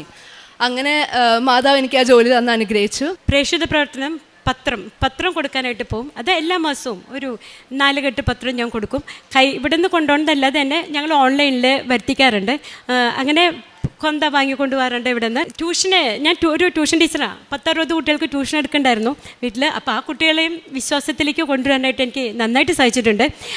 പിന്നെ ഞാൻ പറയുന്നതൊക്കെ വീട്ടിൽ പറയണ പോലെയല്ലല്ലോ, ടീച്ചർ പറയുമ്പോൾ അവർ അതിൻ്റേതായൊരു പോസിറ്റീവ് രീതിയിൽ കുട്ടികളെ കണ്ടിരുന്നു, എടുത്തിരുന്നു. എല്ലാ കുഞ്ഞുങ്ങളും നന്നായി പഠിക്കുകയും ചെയ്തിരുന്നു. അങ്ങനെ അത് കഴിഞ്ഞ് പിന്നെ കാരുണ്യപ്രവർത്തനം എന്ന് പറഞ്ഞിട്ടുണ്ടെങ്കിൽ ഹോസ്പിറ്റലുകളിൽ പോകും. അവിടെ കിഡ്വായ് ഹോസ്പിറ്റലിലെ ക്യാൻസർ പേഷ്യൻസിൻ്റെ കുട്ടികളെ കാണാനായിട്ട് പോകാറുണ്ട്. ഓൾഡ് ഏജ് ഹോമിൽ പോകും, അവർക്കുള്ള ഫുഡ് മേടിച്ചുകൊണ്ട് പോകും. അതുപോലെ തന്നെ ഒരു നേരത്തിനുള്ള ആഹാരത്തിനുള്ള പൈസ അവിടെ ഓരോ വീട്ടിലും ഓരോ പരിപാടികൾ വരുമ്പോഴും നമ്മൾ ഓർഫനേജിൽ കൊണ്ട് ഒരു നേരത്തിന് ഫുഡ് കൊടുക്കാനായിട്ട് പൈസ കൊടുക്കാറുണ്ട്. അത് ഓൾഡ് ഏജ് ഹോമിലായാലും കൊടുക്കും, ഓർഫനേജിലായാലും കൊടുക്കും. പിന്നെ പള്ളിയിൽ പോകുമ്പോൾ എന്നെ തേടി വരുന്ന പോലെ എൻ്റെ കയ്യിൽ വീട് പണിയൊക്കെ നടക്കുമ്പോൾ ഭയങ്കര ടൈറ്റാണ്. 50 രൂപയുള്ളൂ, 100 രൂപയെങ്കിലും അവിടെ പിന്നെ ബസ്സിന് നമുക്ക് പൈസ ഒന്നും കൊടുക്കണ്ടല്ലോ. അപ്പോൾ എന്താണെന്ന് വെച്ചാൽ ആരും എന്ന് ചോദിച്ചാലും എടുത്തു കൊടുക്കും, കൂളായിട്ട് എടുത്തു കൊടുക്കാറുണ്ട്. അതിനൊരു മടിയില്ല, അത് പണ്ടുമില്ല ഇപ്പോഴുമില്ല, കൊടുക്കാറുണ്ട്. പിന്നെ പ്രാർത്ഥനാ ജീവിതം എന്ന് പറഞ്ഞാൽ കുറച്ച് മടിയുള്ള കൂട്ടത്തിൽ തന്നെയായിരുന്നു. കൊന്ത ചെല്ലാനൊക്കെ ഒരു കൊന്ത വീട്ടിൽ ചെന്ന് ഞാൻ ഭയങ്കര സംതൃപ്തിയായി. പക്ഷെ ഇപ്പം അങ്ങനെയല്ല. ഇപ്പോൾ ബുധനാഴ്ച ഉപവാസം എടുത്തു കഴിഞ്ഞാൽ 1000 മണി കൊന്ത ചെല്ലാൻ പഠിച്ചു. വീട്ടിൽ വെറുതെ ഇരിക്കുമ്പോഴോ ഫ്രീ ടൈം കിട്ടുമ്പോഴോ ഒക്കെ. അതുപോലെ വീട് പണിയുന്ന സമയത്ത് വീട്ടിലേക്ക് ദൂരമാണ്, 15 കിലോമീറ്റർ അപ്പുറത്താണ് വീട് പണിത്. താമസിച്ചിരുന്ന സ്ഥലത്ത് നിന്ന് ഓരോ പ്രാവശ്യം വരുമ്പോഴും സർവശക്തനായ പിതാവും കൊന്തയും ധാരാളം എത്തിച്ചിട്ടുണ്ട്. ആ വീടിൻ്റെ ഓരോ ചുമരുകളിലും ആ കൊന്തയുണ്ടാവും, വിശ്വാസപ്രമാണം ഉണ്ടാവും. അത്രമാത്രം എത്തിച്ചു കൂട്ടിയിട്ടുണ്ട് പ്രേയേഴ്സോനെ. ഇതുവരെ ഇത്രയും അനുഗ്രഹങ്ങൾ ചെയ്ത അമ്മ മാതാവിനും ഈശോ തമ്പുരാനും